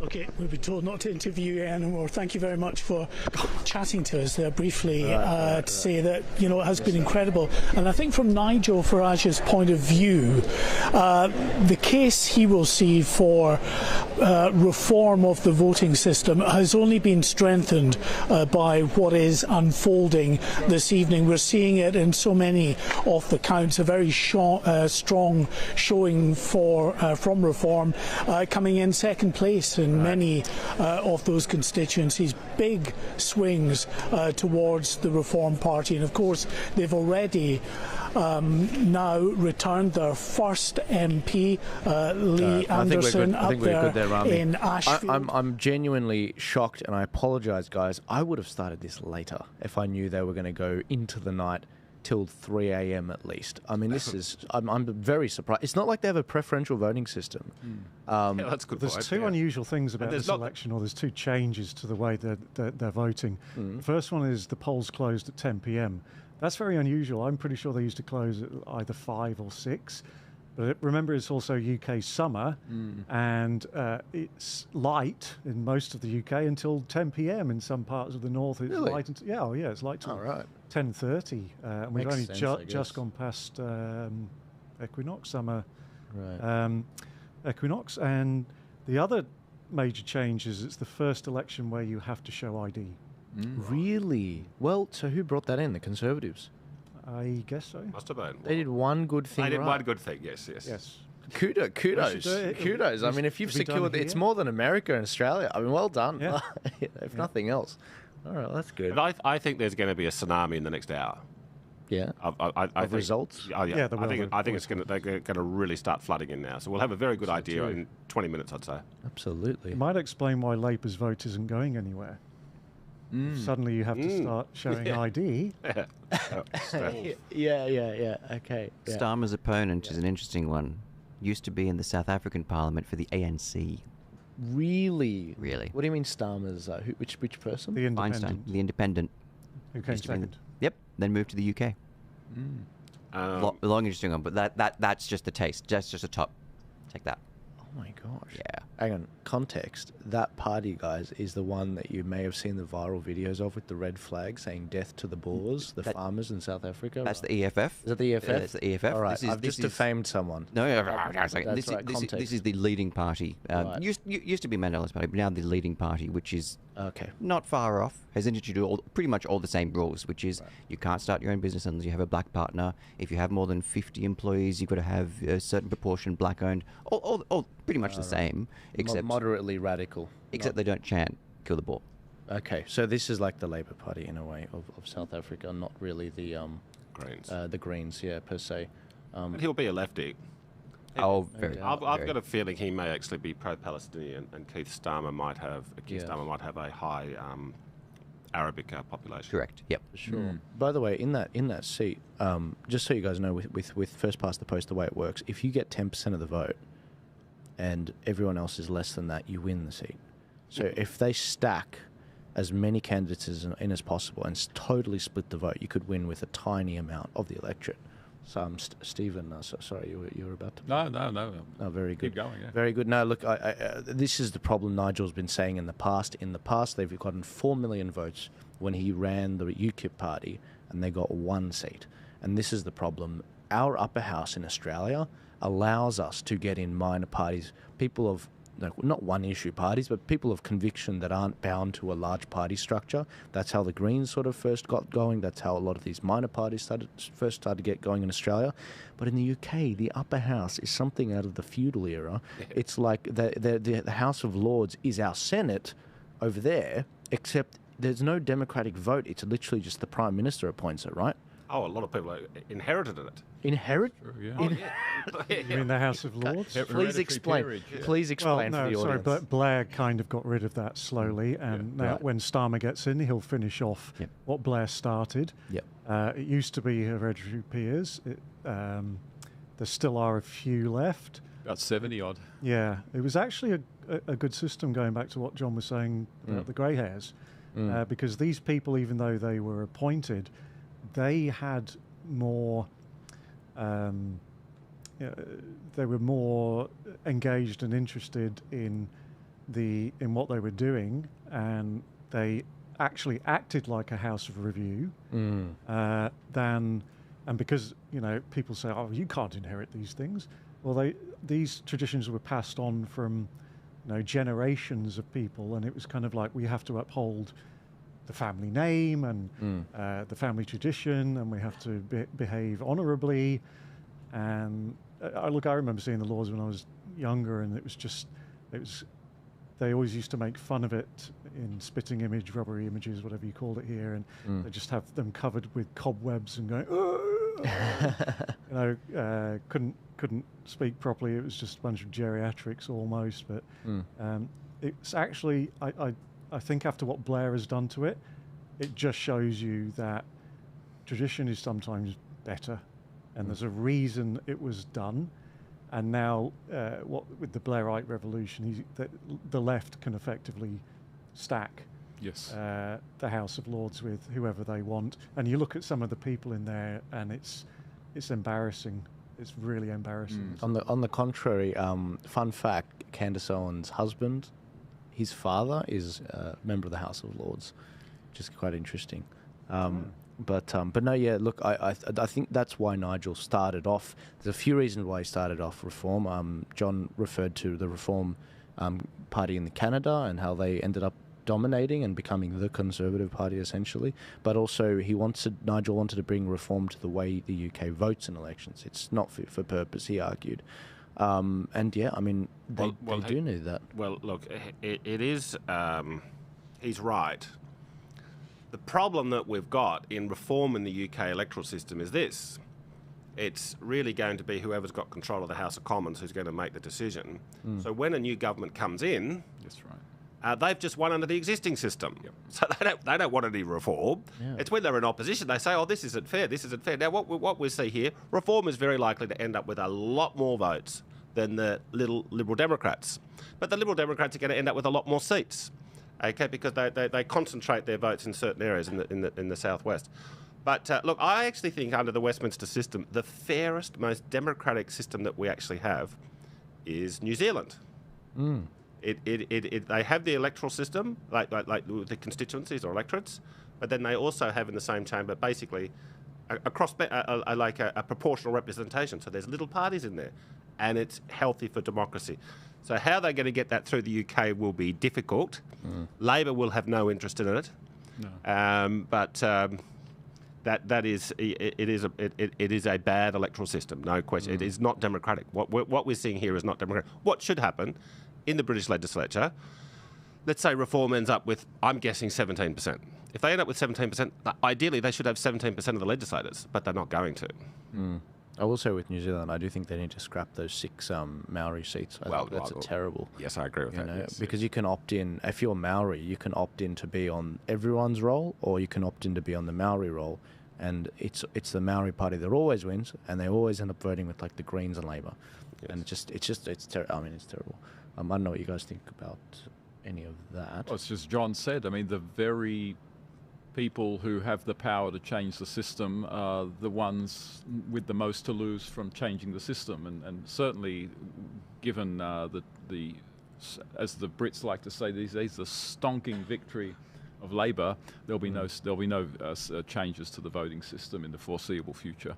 Yeah, in Australia, and obviously, if we're going to opine about the upper house here and how it works, it wasn't meant to be partisan with what happens. It's similar in the USA. It wasn't meant to be partisan with regards to the actual the states so much, the senators or even the Supreme Court. But in Australia, the senators were meant to be advocates for the states. That's right. Because that's how federation came about. It was the states opting in. And immediately they were representing parties, not states. Yeah. The first federal election was in March 1901, and immediately it was just politicised. So yes, it didn't work.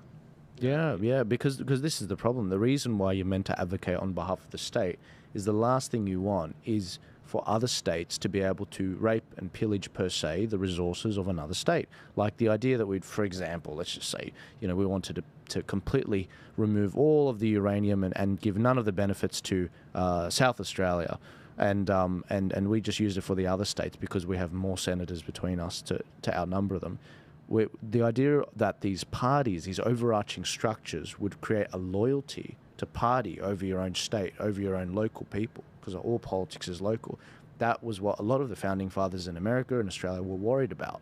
And so they tried to put these bulwarks in, but ultimately, a moral populace will always work out a way or change the rules to get around it. And so it tells us we've got to work on the culture, and that's what this is about, education. We've had the first seat that Conservatives gained from Labour, interestingly. Okay. Leicester East. That's not the most interesting thing about this seat, though. There were 10 candidates. Let me just read out the names of the 10 candidates. Shivani Raja, Rajesh Agarwal, Zufar Haq, Claudia Webb, Keith Vaz, Raj Solanki, Mags Lewis, Maliha Adam, Nagarjun Agath, Kandu Patel. So there's 7 or 8 very obviously English names there. Very good. So who has come second here there, Jeff? Second, Labour came second. So Ooh, good grief, that was a 30% drop in the vote. Well, what happened? That's fascinating. So where is Leicester East? It's Leicester, and then you go east. It's the Midlands. If I can point out, Midlands. you might think Claudia Webb is she migrated from her parents migrated from Africa with that Windrush generation, and she was kicked out of the Labour Party after she was accused in a series of scandals. But the main one they were able to prove was not just harassment, assault, getting people to then background and keep private eyes on the people who'd been assaulted. So. Very nasty character. And Keith Vaz, I believe, is an ex-Labour MP as well. Interesting. Running as an independent. No, well, a party called One Leicester. Very interesting. Well, guys... only two Leicesters. I think Mr Farage is about to come up. Yes, we're going to keep an eye on that, but in order to keep this moving along, because we've got hundreds of people, which I wasn't expecting to be tuning into this channel, please subscribe to the channel. I'm just going to switch over to a different topic while we wait for Nigel to come on, because often we could be waiting 30 minutes for these things. The debate was last Friday. I cannot believe how much time has actually gone by. It feels like this happened 2 weeks ago. Yeah. Like there are years. What was that quote we said yesterday, Jeff? There are months. There are decades where nothing happens. Yeah. And then there are months where decades happen. 2020 was one of those years where it felt like decades of progress and things happened that the establishment was trying to push through, and they did push through. It was digital ID and everything. Well, this is the headline that the Associated Press ran with. Biden at 81, sharp and focused, but sometimes confused and forgetful. I mean, it's the Babylon Bee has nothing on this. That's a headline that should be that climate alarmists write. Climate change is making it warmer and colder. Well, it's a repeat of fiery but largely peaceful protests. Mm-hmm. Yeah. Biden at 81, yeah. Another headline with regards to this. The First Amendment is out of control. This is from the New York Times that benefits from the First Amendment. I mean, the media is out of control. What's going on with this? They're completely disconnected from what's actually happening on the ground. So this whole Biden thing, he was geriatric. He completely didn't know where he was. Just a lot of viral videos have been going around this last 5 days since the debate, showing how aware he used to be. This is just one example of it. Senator Biden. How are you? Skip Lumberg from the 90s. Hey, Skip, how are you? Nice to see you. How you doing? Good. So, you sorry you weren't up there yourself, or you were relieved? Oh, I couldn't have done as well as Clinton by a long shot. He did a first-rate job tonight. I think if someone had had amnesia the last 4 years and came back and tuned this in, they'd assume it was a two-person race, Clinton and Perot. I mean, I was dumbfounded. The president, he wasn't even in it. I mean, he didn't get it. Doesn't understand. I don't know what's going on. What's the big difference? The fundamental difference is you got a guy who still is stuck in the past in everything. I mean, what skills he had as a leader in the Cold War are irrelevant. Here's a guy saying keep 150,000 troops in Europe, but don't go near Bosnia. Well, what the hell are they there for? I mean, there's no Soviet Union. There's no threat. I happen to believe we should keep troops in Europe. I think 100,000 is more than enough for pre-positioning purposes. But, I mean, he has no clue. And I thought the best one was trying to convince American people it's not an economic problem. Yeah, right. That was good. Rich. That was real good. I like that. We gotta go. So, with all these surrogates here, is this what the new Clinton administration is going to look like? Oh, I'm going to be chairman of the Judiciary Committee, helping put through 3 or 4 really sound, first-rate Supreme Court justices, pray God. He's just so aware. Now, a lot of people are worried that Kamala Harris is going to be, the next one. The meme reads, guys, middle of a sentence approaches, Kamala Harris laughing, cackling like a hyena. What do you guys think? Look, the betting odds are plummeting for Biden. Kamala is now the second to Trump with regards to the polling. What were your thoughts after that debate, guys, and the landscape and how the Democrats sort of positioned themselves and CNN turning on Biden and everything? Well, look, it's completely gripping drama if you're into politics, what's happened in exactly the last week from now.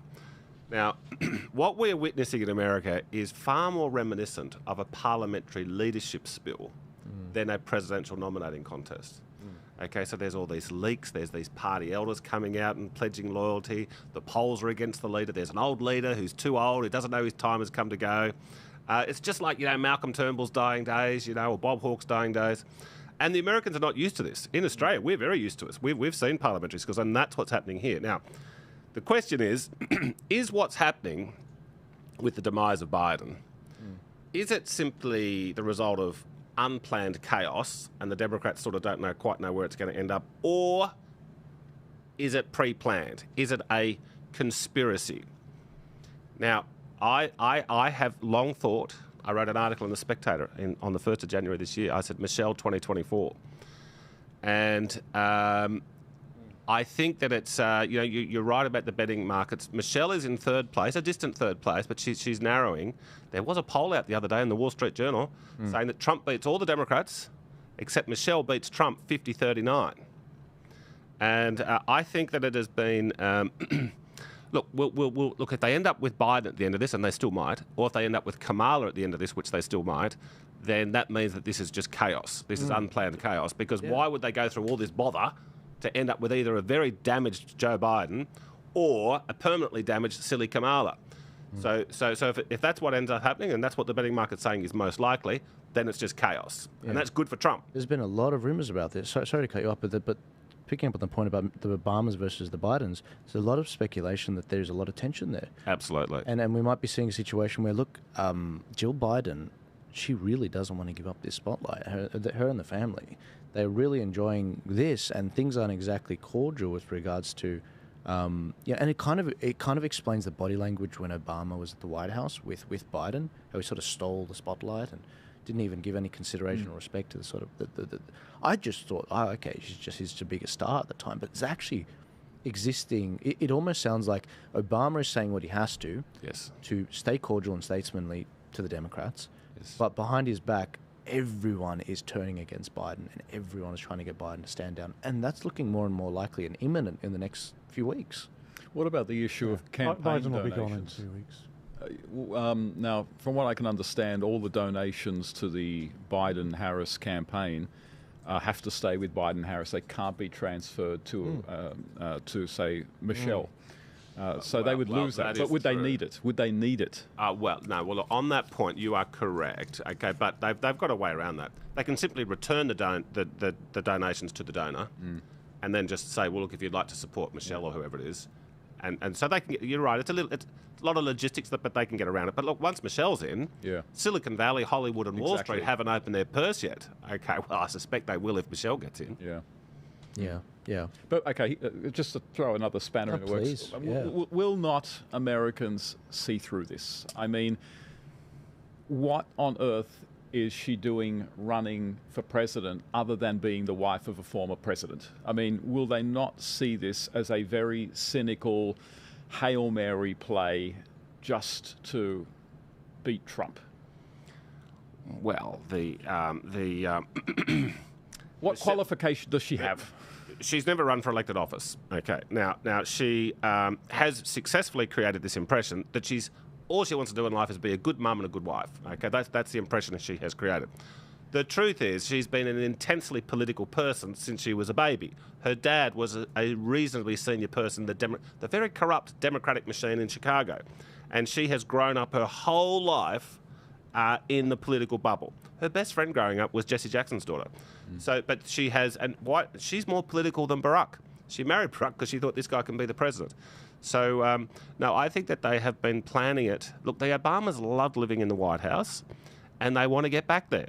And you're right, Joel, the Obamas and the Bidens do not like each other. Obama, he's the Democratic nominee in the middle of 2008, and he needs a vice president. And he's thinking, okay, look, I'm a left-winger, I'm black, I'm very inexperienced. So what do I need? I need a white guy, an old guy, and a guy who's been around forever. Come on down, Joe Biden. And someone dumb. That's right. That's right. Now, very quickly, Obama is not dumb. Obama's very smart. Now, he might be borderline communist, okay, but he's got a lot of charisma. Sure. He's got a lot going for him, Barack Obama, and he can see how much of a cheap piece of trash this Joe Biden is. How him and his family just want to go and enrich themselves. Obama's not, you'd never call him corrupt, but he knew that Biden was corrupt. And then in 2016, Joe Biden wants to run for president. Barack sits him down and says, no, I'm not going to endorse you, I'm going to endorse Hillary. So that was a big snub, and then Hillary loses. So Joe Biden says, well, I was right, you were wrong, Barack Obama. And then in 2019, Joe Biden says, I want to run for president, and Barack Obama tries to talk him out of it. but he goes ahead and he wins anyway. So Biden could now say, I'm not going to listen to you, Barack Obama. But Obama is going around at the moment with all these photo ops with Biden and fundraisers and everything, and they're looking like they're mates, but there is immense tension between them. I don't know if the Obamas will actually like being back in the White House, because unlike their current home, there's nowhere to drown their chefs. But they got more tools to call on. Unless they use the fountain. They got more tools to call on. But I will say that, I mean, we have been seeing increasing stories that the Obamas are concerned about Biden's ability to, and this is before the debate even, concerned with his ability to actually win the White House, Joe Biden. But also, just to, you've thrown a spanner in the works, Steve, and I'll throw a wrench. This from, I won't say their name, but they're very informed, especially with Americans. They said there's also a play to get Obama back in as VP, which is possible. And look, a lot of people say that, a lot of Obama's people ended up being, came in for Obama's third term through Biden. Yes. We could very much see that same thing occur, but with Obama as the VP, because he can't serve, a third term as president.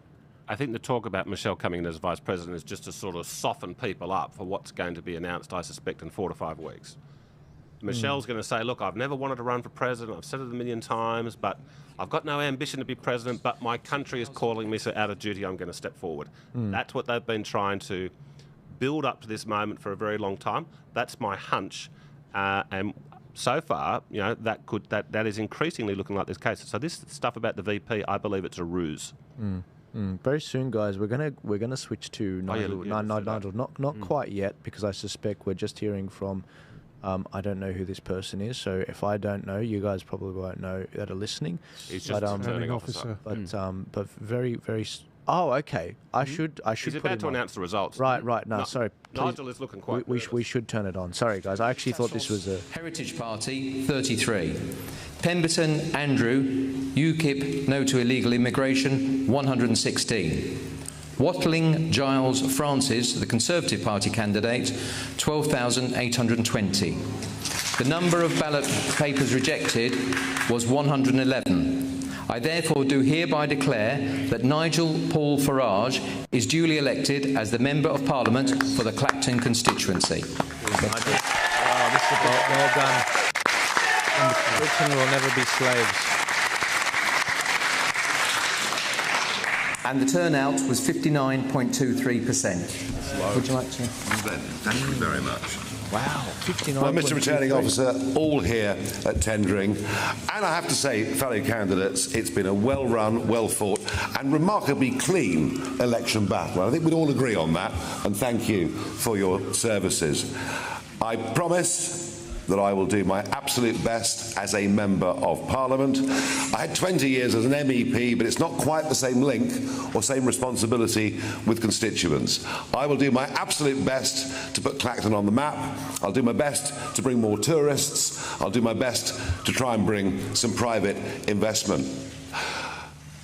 It's over 30 years ago that I fought my first parliamentary by-election. And I fought lots of them over the years, and I've had big successes in European elections and perhaps less so under first past the post, which is a very demanding, very, very demanding problem for smaller parties. I will say this, it's 4 weeks and 3 days since I decided to come out of retirement and throw my hat in the ring. I think what Reform UK has achieved in those just few short weeks is truly extraordinary. Given that we had no money, no branch structure, virtually nothing across the country, we are going to come second in hundreds of constituencies. How many seats we're going to win, I don't know. But to have done this in such a short space of time says something very fundamental is happening. It's not just disappointment with the Conservative Party. There is a massive gap on the centre-right of British politics, and my job is to fill it. And that's exactly what I'm going to do. But it's not just what we do in Parliament as a national party that matters, it's what we do out round the country. Getting 5,000 people in that room in Birmingham last week, the energy, the optimism, the enthusiasm, the belief that Westminster is just completely out of touch with ordinary people says to me that my plan is to build a mass national movement over the course of the next few years. and hopefully be big enough to challenge the general election properly in 2029. What is interesting is there's no enthusiasm for Labour, there's no enthusiasm for Starmer whatsoever. In fact, about half of the vote is simply an anti-Conservative vote. This Labour government will be in trouble very, very quickly. We will now be targeting Labour votes. We're coming for Labour, be in no doubt about that. I want to thank the team that have helped me do this over the last few weeks, my fellow candidates for behaving as impeccably as they have. Believe me, folks, this is just the first step of something that is going to stun all of you. Thank you very much. Go, Nigel. That's freaking awesome. Well done, Nigel. Finally, this is going to make some very interesting years. Thank you very much. Lots of trying over the years. Mark White watching all of that. We can mute that now. So he's second through the door as the second Reform UK politician getting in. That means he's in. They do 5-year terms, maximum 5-year terms. The Prime Minister could call it earlier, but it means that this is going to make for very, very interesting times in UK politics. Now, I haven't addressed the obvious, but why are we covering the UK election and even talking about the USA election? Well, when Britain gets a cold, Australia tends to follow not long after. And what we see in Australia will happen, but we'll often see it first happen overseas. This is how often why I know what I know on politics. We're not going to come to this story just yet, but when it comes to Australia, in order to understand what the establishment's going to throw at us, we've got to see what they've done to like-minded people, like-minded ideologies overseas. And Nigel, he's a rejection of these intergovernmental organisations, the World Health Organization, all these organisations that don't have the nation state in mind. And so, yes, we're very much eager to see that. I'm eager to see how he sets up his brand structure, because I think it's going to be something we're going to have to do in Australia and the minor parties really well across the board, and hopefully start consolidating these parties. I will correct one thing though, guys. I just want to be clear. Barack Obama could be the VP. Yeah, that's what you said. Oh, right. Yeah. Yes, I think you misunderstood me, not Michelle. Okay. Michelle's 100. Everyone's saying so that's constitutional legit, is it? Yes. Yeah. Oh, yeah. I actually think Michelle will be the VP. Whoever's the president, probably Newsom, will have an accident. Michelle will ascend to presidency and then appoint Barack as VP. Well, I mean, I'm surprised that a former president can be the vice president, because the vice president's only got one role, which is to be the replacement president, and then they would be constitutionally barred. Yeah, I was reading an article about it actually, and no, I shockingly, I mean, correct me if I'm wrong, guys, but no, Barack can. What is this? There may well be a hole in the constitution there. Yeah. So if he was the VP and then the president died, but then they wouldn't be able to then become the president. Since when do the Democrats care about the Constitution? Yeah. I mean, you're talking about the man who screwed it up and used it as toilet paper. So, just an interesting result from Islington North. Jeremy Corbyn, who was running as an independent, has won that seat from Labour quite comfortably. 35 point. Wow, that's the swing against. Wow. Whoa. Massive. Wow. Do we know much about the constituency there? I mean, he's so radical. I think it's like Newtown. Oh, okay. Well, there we go. Well, the Reform candidate had about 1,000 votes. Oh, wow. In Yeah. Islington. So. Okay. Yeah. Newtown, for those who don't know, the communist centre of Australia. Yes.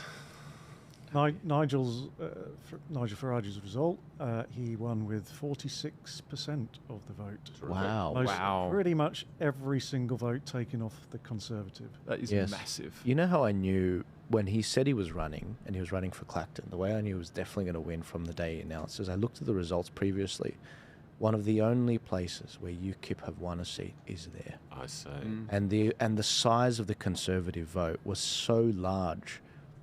It's the equivalent of us finding an area that voted 80% no in Australia, and I was like, he can win it. Well, that area, which is Essex, it's sort of east of London.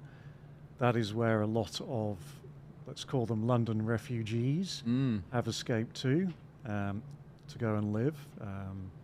So London, having been diversified, Londonistan, yes, has seen an enormous exodus of people, and they've all mostly gone east into Essex, a few north into St Albans and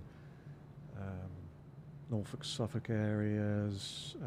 So yeah, these seaside towns all around Essex. I think we might see another reform seat there. But at the moment, unfortunately, the Southerners, being the bastards they are screwing things up. Yes, and Clacton is. Would you say Clacton used to be an industrialised area, and it's an area that's sort of been a bit... It's a tourist. Yeah. It was a resort town, wasn't it? Right. Yeah. Right. I'm not sure if that's where Southend is. Right. You know what I liked about Farage's speech? I mean, it was a very short speech, but did you notice that for the first half he was talking directly to his constituency? Oh, brilliant. Did you notice that? Yeah, he spoke directly to the people who voted for him. Yeah. Rather than immediately grandstanding and talking to the nation as a whole, he spoke immediately to the needs of the ordinary people who voted him in, the local needs that the rest of England doesn't really care about because it's theirs, but he spoke to them. Yes, yes. If we could just bring the results up on the screen from GB News. Yeah, and absolutely. I mean, it's with humility he says that, and we don't see that. And by the way, may I remind you that there was he said it was a very clean election, and it was, relatively. One of the candidates that ran in that seat, I do believe it may have been the Labour one, he was a black man that said, I'm running for all black people in the UK. Drinking white tears. Sorry? He with one of his tweets he put up, that was probably his. He was enjoying drinking white tears. A racist. Oh, yeah, and like the idea that you would run for all black people in the UK, and I was just like, look, he was interviewed by Jordan Peterson that came out a couple of days ago. He said, look, I'm not running for any one person. I'm running for all Britons. You know, I'm here to actually get results. I don't care what you look like. You know, it's about the content of your character and getting results for this country. And I think that's the message, you know, a lot of right-wingers need to tap into, 100%. The original post was, going into 2020, I'm going to continue to be vocal about how to tackle racism and the fact that I drink white man tears on a regular basis, to which the Labour candidate retweeted with a comment, my favourite drink. Oh, wow. See, that's just disgusting. That's disgusting. That is divisive, and that's the very thing that will feed the really dangerous iterations of right-wing policies, like actual racism, actual Nazism. Just total fools, and they're aided and abetted by a university establishment where they get these moronic ideas from. These sort of anti-white racism. They may not actually get their racism from the universities, but it's given the aura of intellectual respectability from universities and critical race theory departments and things like that. It's disgraceful. And left-wing parties that adopt policies that exile this kind of thing from it will succeed, because the far right just disappears as soon as Denmark, great example, as soon as they adopt some of these laws and they say, no, we're not going to have open borders. No, we're not going to have this level of Islamicization of our country. No, we're not going to have any of this. There's a reason why Stram Kurs, which is the far right party in Denmark, among others, they can't get off the ground. They're not getting anywhere because the left wingers said, no, we're not going to have 3% of our population in migrants a year. No, we're not going to have boats. No, we're not going to have universities that carry on like this. And the far right just goes, oh well, what have we got to run on? Yeah, we're redundant. Is it? I'd like to know whose white men's tears they're actually drinking. Because it's not ours, because Conservatives, Libertarians don't cry because we're not snowflakes. So it must be left-wing white tears. I would think so, yes. Yeah. Yes. It's shocking. And I think the whole front bench is white, isn't it, in the Labour Party? Mm-hmm. You know? Yeah. Why is it? No. There's David Lammy and who's that awful woman? She's out. Is she? Yeah, she's out. Well, Mao did more good than harm. No, she no longer able there. She wasn't running? Or? And David Lammy is, when it comes to a front bencher, he's no longer given as forward a position as it is. That's where it's transitioning to your Miss Rayner and others. That's where it's transitioning to the more white, modern, centrist, appealing to a broader base rather than putting such purpose forward. Who's the lady that Nigel was debating from Labour? What was her name? The one with the stutter. Red hair. That's Angela Rayner. Red hair and an accent. Can I ask, like, and this is totally like, if you got to start a God bless you and you made it in politics, that's great. But why is it we're seeing this come up more, especially in the Labour parties? I mean, Joe Biden isn't the most coherent person, and he's got it's excused as a bit of a stutter that he's got. Same with Anthony Albanese, to an extent, and now Rayner. Like, is this? It's almost like it's a strategy. It makes them look like victims and press. And I'm not saying they don't have it. I reckon they do have it, and it's genuine. But I'm just curious. Like, we've seen Starmer do a similar thing to Albo, which is he didn't put much detail out, very minimal. I want to win by default. It just makes me wonder, because obviously Conservatives, we deploy certain, like, we try to lean into authenticity and the battle of ideas and all of that stuff. But the left do have their bag of tricks. Is this part of it? It's because they are unauthentic.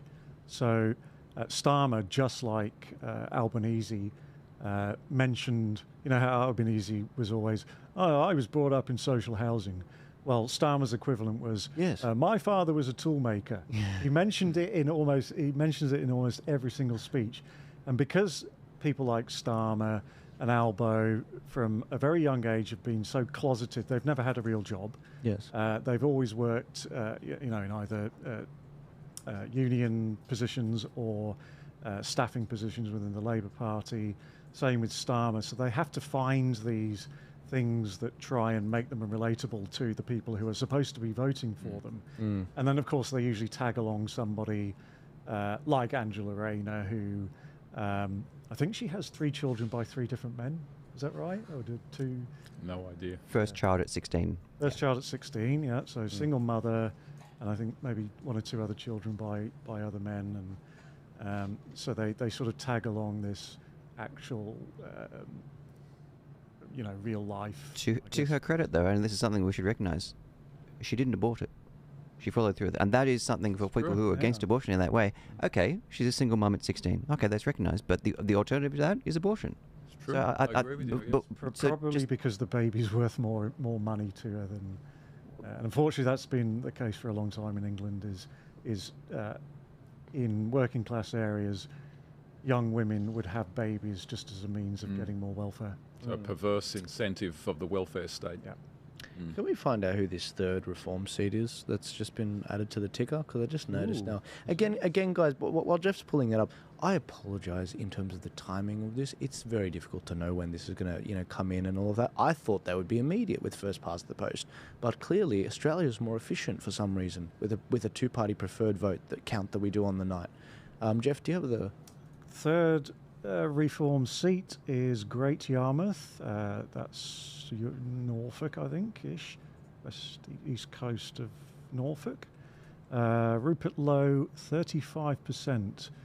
That was close. Labour second with 32%. Conservatives on 24%, down 41%. So all of those votes pretty much went to Reform, and Labour picked up a few. That's a very good result. Turnout 56%. This is going to be the lowest turnout of any election ever. Isn't that shocking? Like, if you think about it, like, you would have thought that a lot of that would pour into some... You'd think it would pour into Reform UK. Yeah. Like, if you're that... maybe the next one. Hopefully, yeah. I mean, that's the hope, right? That the hope is that Labour, they get a good dose of Labour over the next up to 5 years.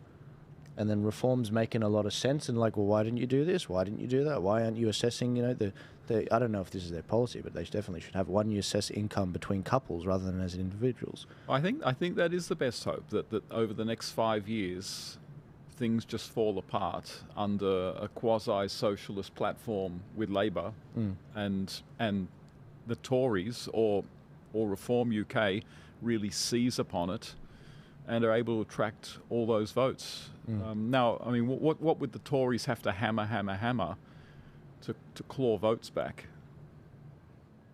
What would it be? I mean, I keep coming back to immigration. It's among Tory voters, it is the #1 issue. I mean, from what I can understand, in England overall, it's the #3 issue, but among Tory voters, it is the #1 issue. And even Labour voters, and Matt Goodwin pointed this out in a very good book of his, was it Voice, Values, Virtues on British politics now. He said even among Labour voters, most of them think immigration is excessive. So immigration is a winning issue for any party. I agree 100%. You know, this Tory government, which is getting thrown out tonight, is very similar to our recent Liberal government, federal government that we had here. But that federal Liberal government did do a very, very good thing, and that was stopping the boats.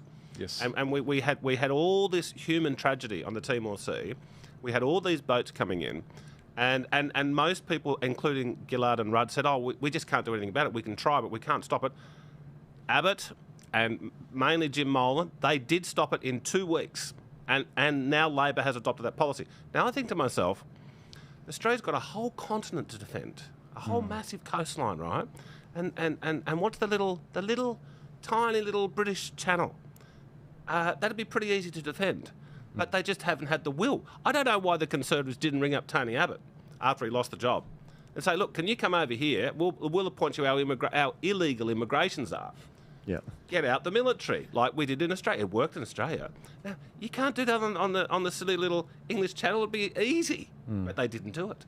No, they didn't do it. They don't want to. Yeah, I had a really funny moment when I was on stage for the Nigel event in Queensland, and I pointed out the fact that I'm an Australian of Syrian descent, welcoming Pauline Hanson on the stage, and Nigel Farage, opening for a Nigel Farage show, and Nigel in the 2016 referendum was raked over the coals for standing in front of a sign which was pointing to a bunch of illegal Syrian immigrants coming into Europe.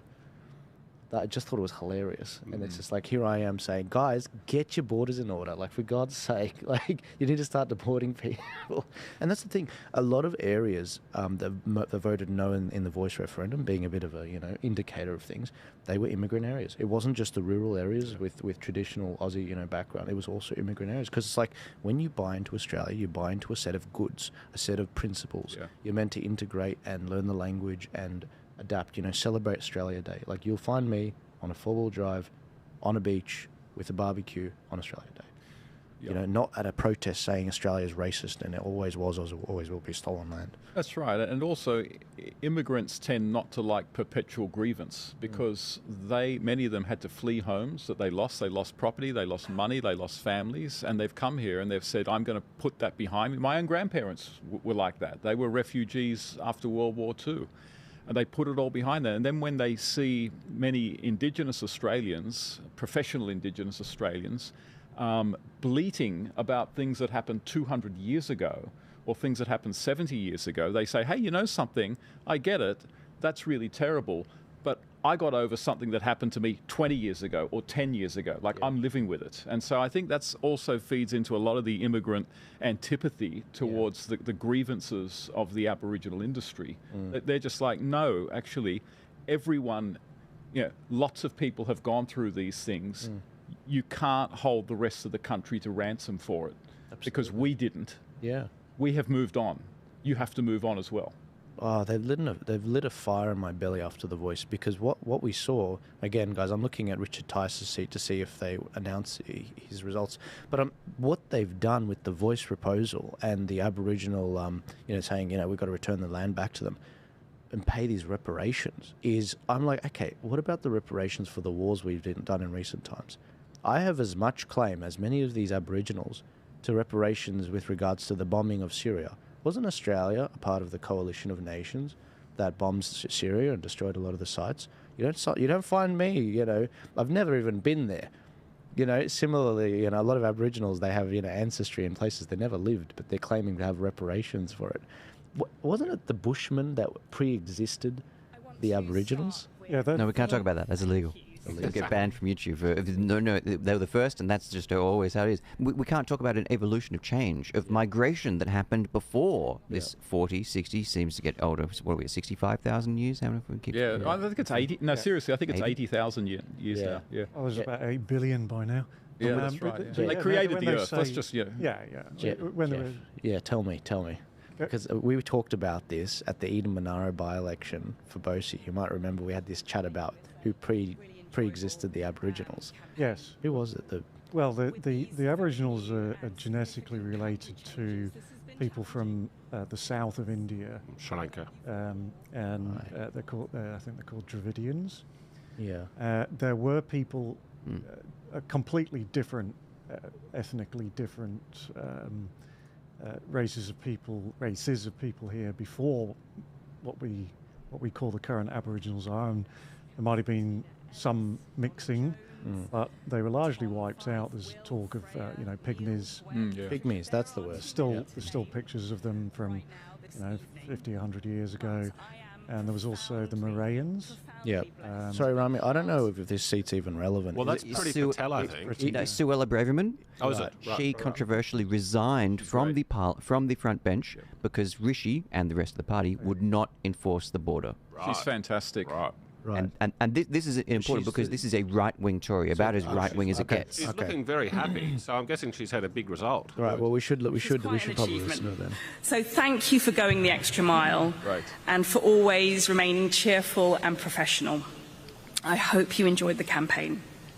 Thirdly, I must thank my family, my husband, my children, for your steadfast love, support and friendship. My mum, my dad, my wider family, for your constant advice and encouragement. I couldn't do this job without you all. And next, thank you to the good people of Fareham and Waterlooville. You've placed your trust in me as your voice in Parliament for the 4th time now. The people of Fareham and Waterlooville are the best of Britain.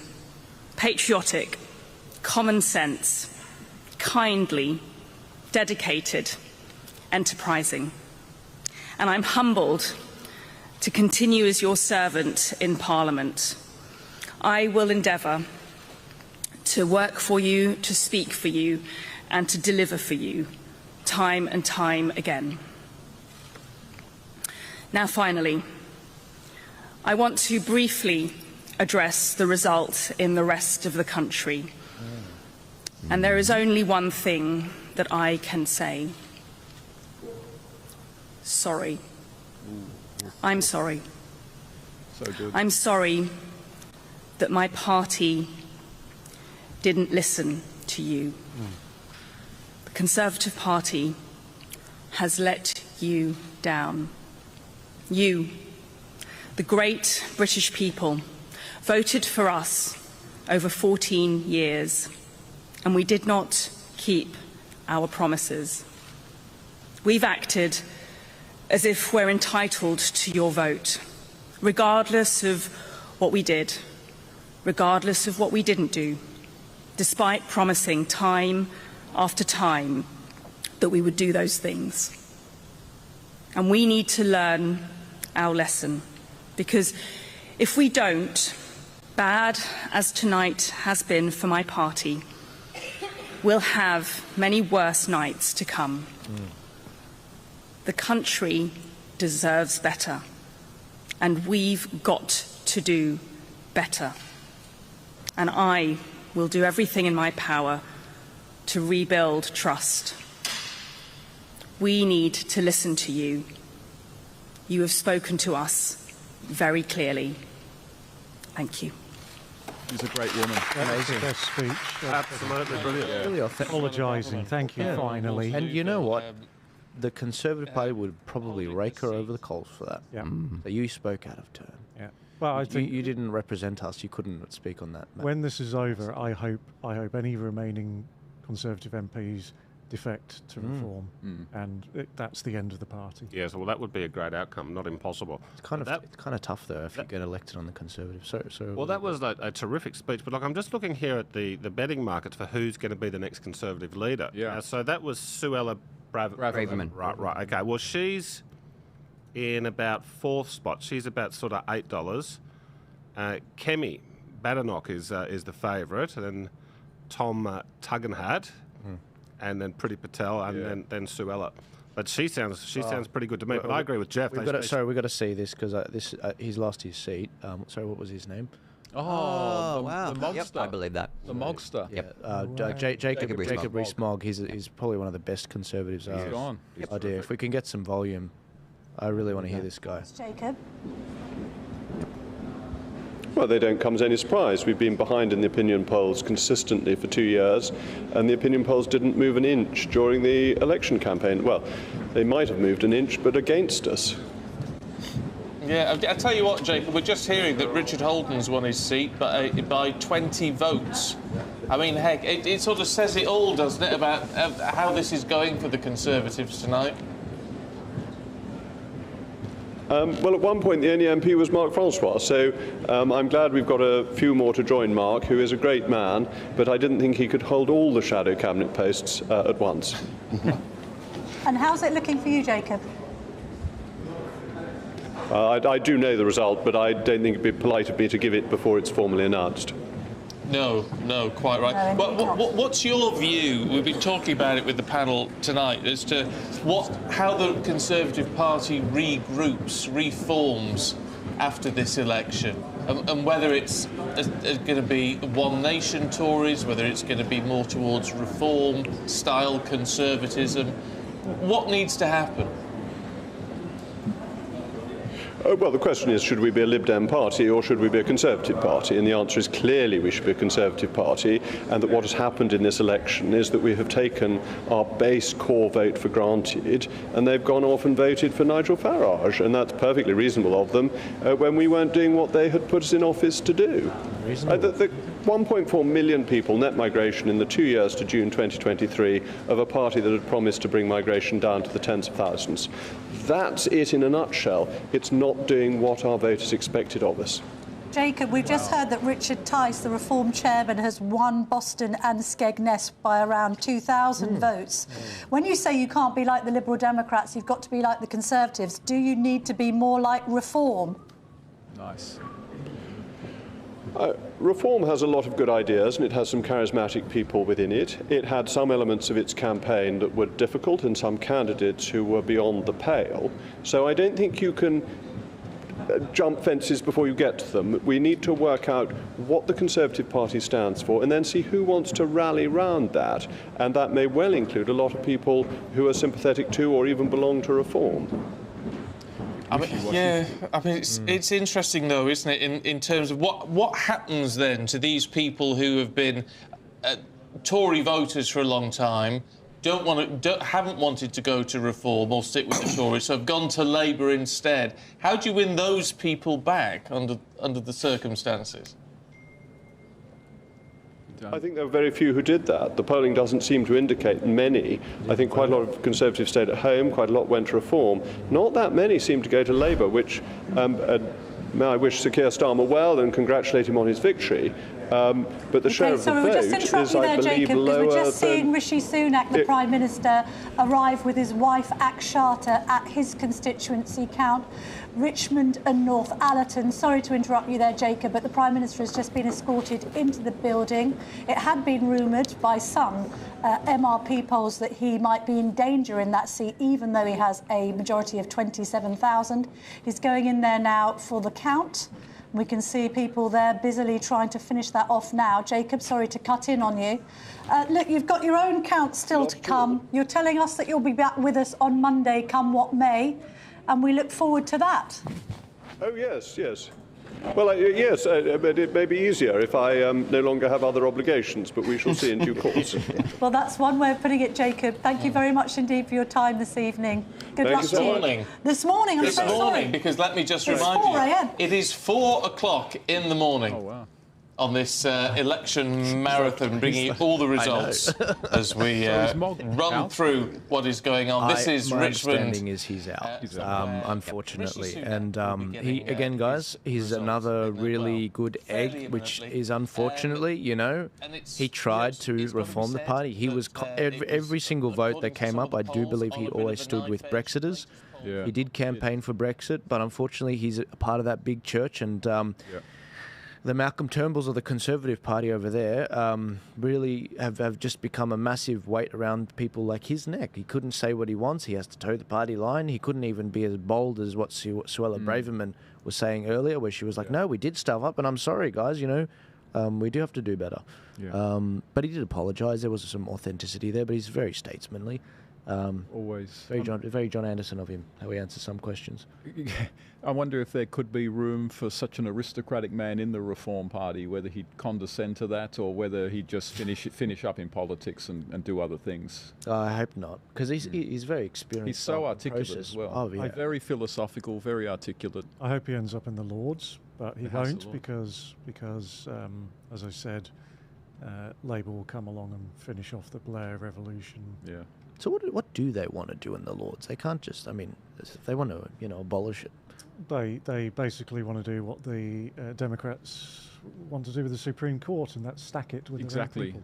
That's exactly what they want to do. They don't want to abolish it, they want to stack it. Right. And so Starmer has pledged to actually, you see, when hereditary peerage was abolished, the existing hereditary peers were allowed to keep their seats. And so you've got about 70 of them right now. So people who inherited their seats in the House of Lords. Starmer says, if I get in, I'm going to get rid of them straight away. So just summary dismissing.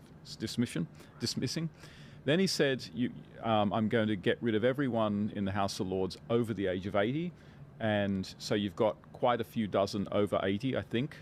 But you've got quite a few dozen just on the cusp of getting to 80. So all up, he's going to be able to purge the House of Lords of anywhere up to 150, 170 people, and he will have the power to be able to stack it with people of his ideological disposition who'll be there for decades.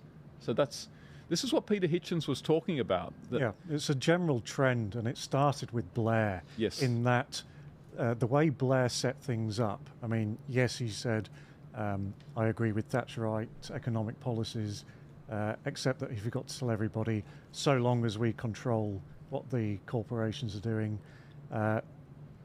and the way they do that is not just that, but also the social control over peoples is setting up quangos. It's not a word that Australians really use or are familiar with, but we should, because we have plenty of quangos here.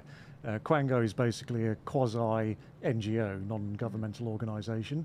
So they have quangos, and they also set up all of these bureaucracies. So it's not just the long march through the institutions, which, by the way, should be called the long goose step through the institutions, because the left don't march, they only goose step. It's not just been that. It's been the expansion of the state this way.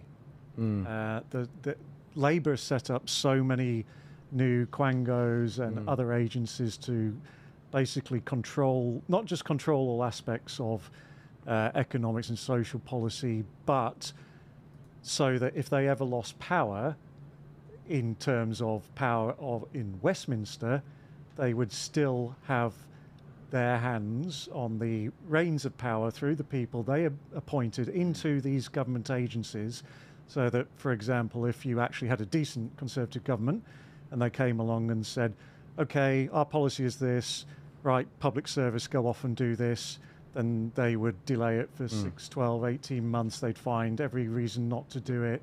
They would basically just stymie them, and again, same in America. This is what happened initially under Trump. He appointed all these people.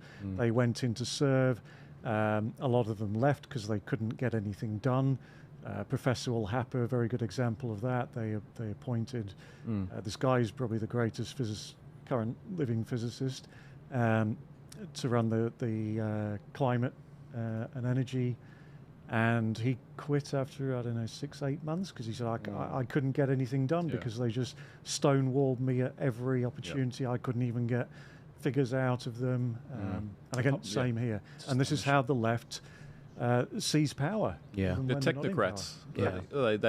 They install a left-wing technocracy. And we saw it during COVID. We certainly saw it during COVID. But Brexit is a perfect example of a process that was made agonisingly difficult and slow because of a public service that had been politicised against it. Yeah, this is Rishi Sunak's count. we're looking at Penny Mordaunt there on the stage. So I think the count is imminent, but this is the Conservative Penny Mordaunt. Tunbridge Wells, there was the fiasco over at Ian Dale standing and then standing down. Who's expected to win this? Edmonds in Suffolk has gone Labour we're talking for the the first time. 30% swings. So this is a Conservative. Penny Mordaunt's the leader. Has comments on this is a reform seat. Well, to come off it, every single leader has always... Again, guys, I wasn't expecting this to be a long stream. Okay, if we you are guys just have waiting to leave for at any Penny point, I'm going to keep going. But if you have to leave, no judgment. And even if you have to go out now, and all go on the to stage. the loo. Waiting for that returning officer to make her announcement. I hate to say it, she looks like she'd be more comfortable if she was holding a sword. Well, indeed. At the moment. But there you go. Who's that? I don't know what the delay is here. The returning officer is at the podium, ready to roll. Left wing, ultimately she swings with wherever they But anyway, nothing is happening there just as yet. They're waiting for me to tell you that we've won Thornbury and Yates, and I was the campaign manager in that seat, so I'm very happy there. Still doing a very good job at advertising all your games. Well, somebody's got so many, you know. Well, Lib Dems on 21 at the moment, plus 18. Labour on 198. Conservatives on 34. A couple of Tory big beasts that haven't fallen. Victoria Atkins, the Health They will go Secretary, to has held when it's Louth time. and They'll Horncastle, and prioritise Claire Coutinho has held. And I bet every candidate is taller than him. Just so you know. I mean, those were back. I mean, He's the that was inevitable. They were seriously wrong. I know. They were very worth saying. No, I know. Victoria Atkins I was is just up going to there say, with, if we could just turn down the volume a bit on that, Rami. I was going to say, with the stacking of the House of Lords, I mean, we could see a very similar situation with our Senate. We are hearing rumours that they might actually add additional senators to the territories, and obviously the territories are a lot more left-leaning. They might add an extra one senator per territory. There are laws around how many senators they can add. There has to be as many House of Rep seats, twice the amount of House. There has to be twice the amount of House of Rep seats as there are senators. So when we look at what's going on with the Senate, they might try and stack it because the right wingers are getting very close, within one seat of taking the balance of power. All right, let's go to the count. It sounds like they're reading the numbers for this seat. Amanda Louise Martin, Labour Party, 14,495.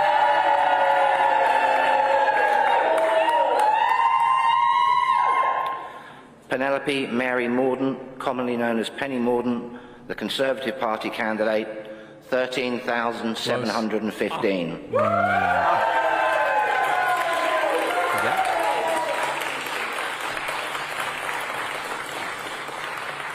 Duncan Stewart Robinson, the Green Party, 1,851.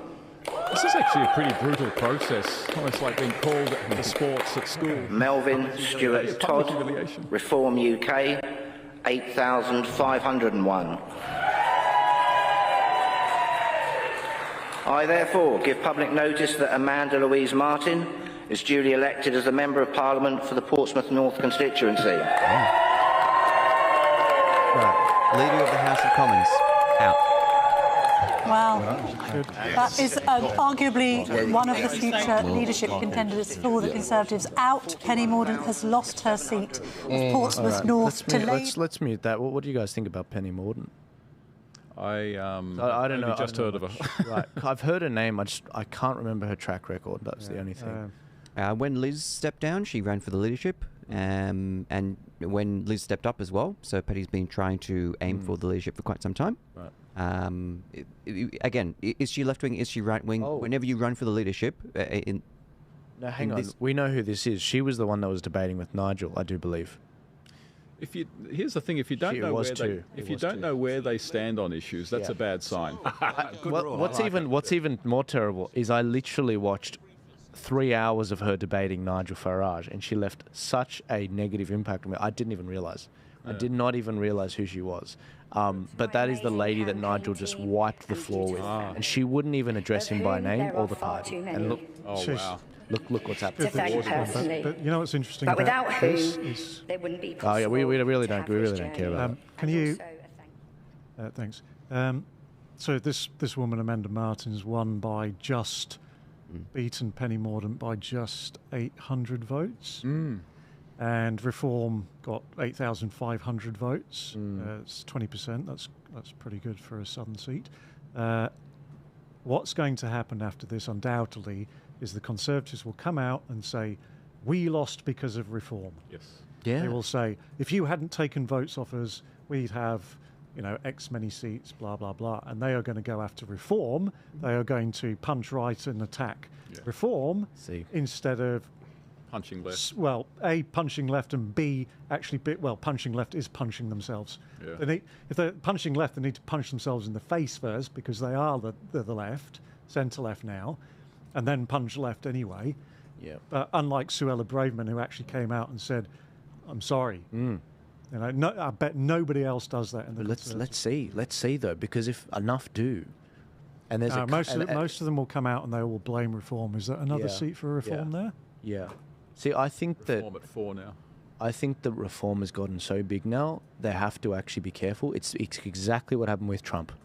Everyone wants to be associated with the MAGA movement, and Trump, he becomes the new compass for the right wing in the USA. This is, right now, a massive moment in UK politics for the Conservatives. It's a realignment, just as Brexit was, to the point that Labour didn't want to reverse Brexit anymore. They were like, look, they don't even want to mention it in some of the debates. They just sort of accepted the will of the people. Obviously, they wanted to do a second vote and all of that. Starmer did. He wanted a second vote. Why is it saying Nigel Farage wins Clacton? We know that. A name you may be familiar with, Kelly J. Keane. Yeah. You might know her from the Let Women Speak. What did she say? She ran in Bristol. Right. Really? Yeah. For what party? The Party of Women. Right. Okay. Don't know too much more about that. Party of Women. Not a great result. For those who don't know Bristol, it makes Newtown seem pretty conservative. Oh wow. Oh no, genuinely, having been there, it is out there. Graffiti is kind of fun. It's just anyway. What was her percentage anyway? 0.5, 0.5%. Ouch. Greens 56.6%. A 30% swing. I just want to take a moment to really highlight this is erratic. Following elections in order to this is erratic election results. These are third world, second world, like wild assassination Latin American election results. When you're seeing swings of 30%, 40%, this is no longer a stable. Oh, you know, Conservatives get 4%. We'll give their seat to him. Labor get this. You know, look at our elections here. Over time, we've been like, 3% swing, or 9% swing in Bennelong. Whoa, get out! Everyone, hold on to your hands. We're talking about 40% swings. We're talking about here tonight. This is erratic. This is unhinged kind of numbers when the Greens in Bristol Central are getting 30%. But yeah, Bristol is, if you remember, a couple of years ago when they started toppling statues. There was a famous statue in Bristol of Edward Colston, who pretty much, you know, I wouldn't say, I guess he modernised the city and rebuilt it, put lots of money into it. But because he was associated with the slave trade, they went around tearing down the statues, and then they threw it in the water. Rami, if you can bring up the image on my desktop. And that was the statue. You might remember. Edward Colston. Terrible. And he built so much of the infrastructure, the university, or donated lots of money to things, and there they are, tossing the history of their city into the water. Yeah, another people who've never done anything in their lives. Exactly. Yes. I mean, this is the Chinese Cultural Revolution, but the Western Cultural Revolution, toppled the statues, erased the past, year zero.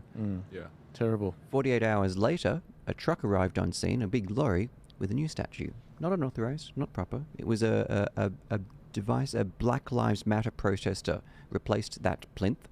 And they organised it themselves. They just got there, cleaned off the old part, dropped it down, and said, "That's it," and cemented it in. Not the council, activists. Edward Colston statue. They replaced after they tore down Edward Colston statue. I remember that. They replaced it.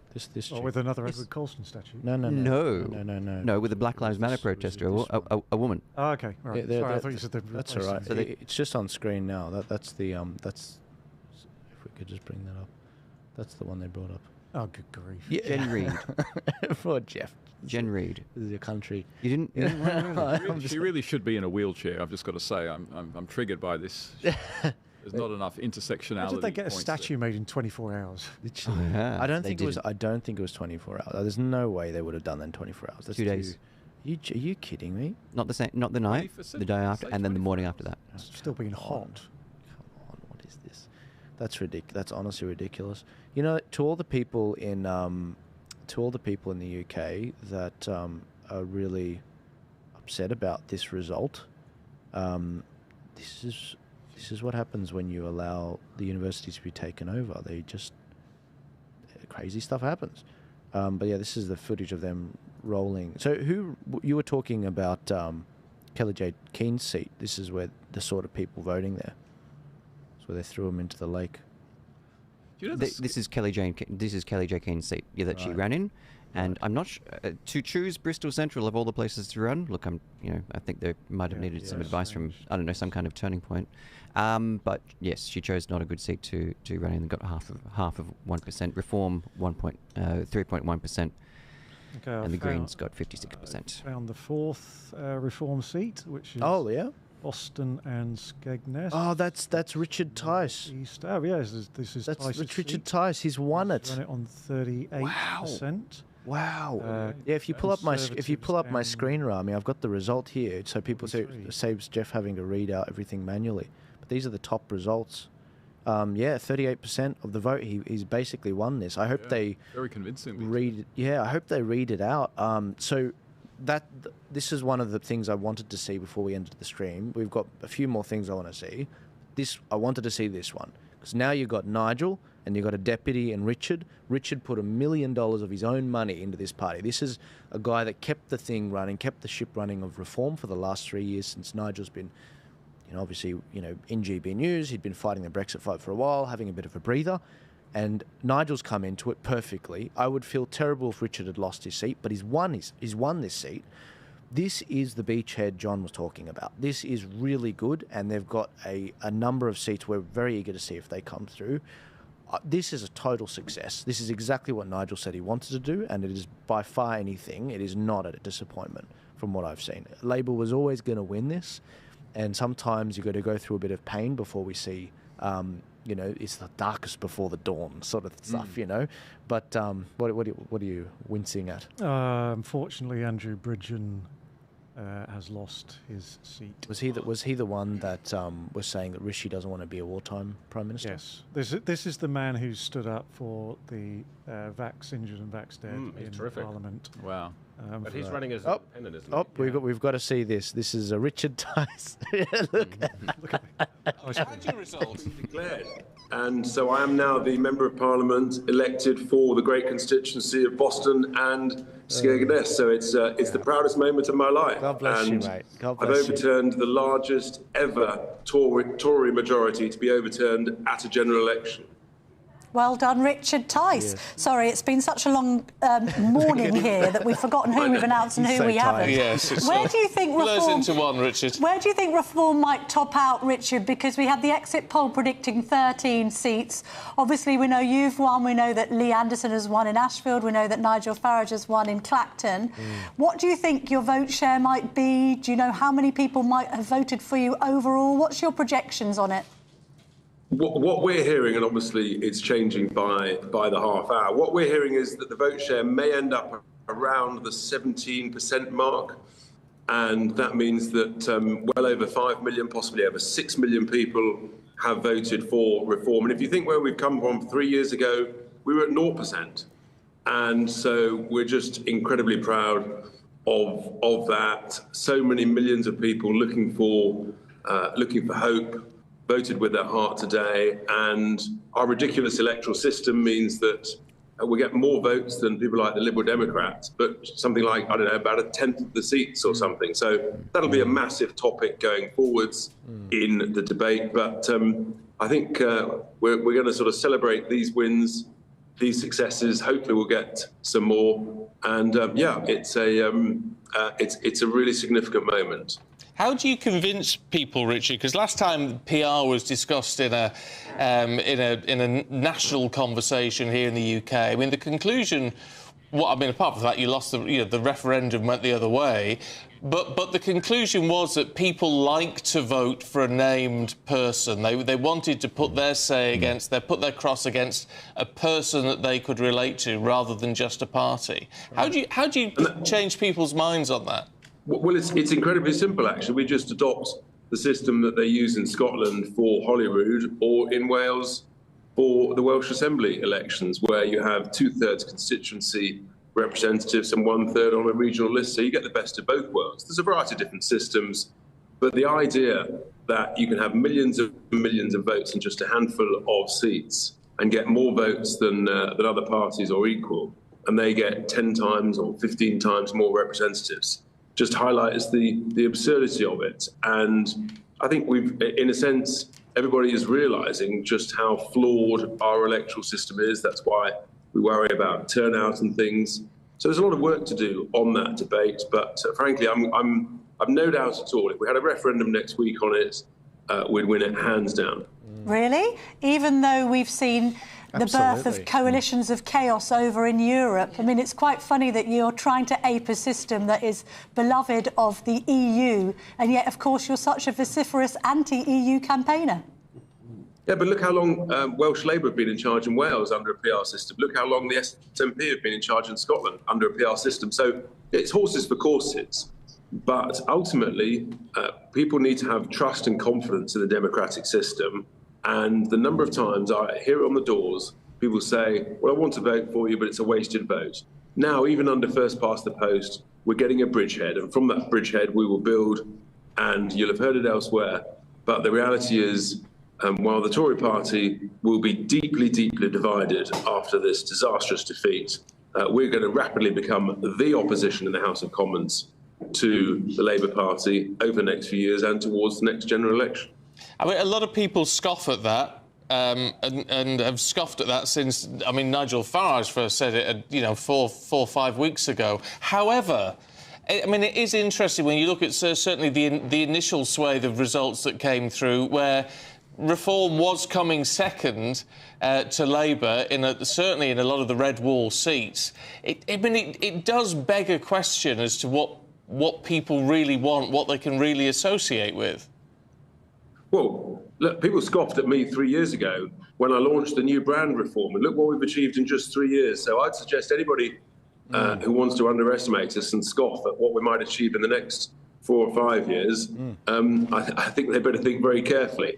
And it's incredible what's been achieved in some of those northern seats. And some of the Labour majorities have actually fallen, not gone up, even though the trend is towards Labour. And that's because actually what people want, they want hope, they want common sense policies, people want change, and people want something to believe in and to vote with passion, with their heart. And I don't think we've heard much passion from or about Sir Keir Starmer. So let's wait and see. But I think anybody that underestimates Reform UK is making a big mistake.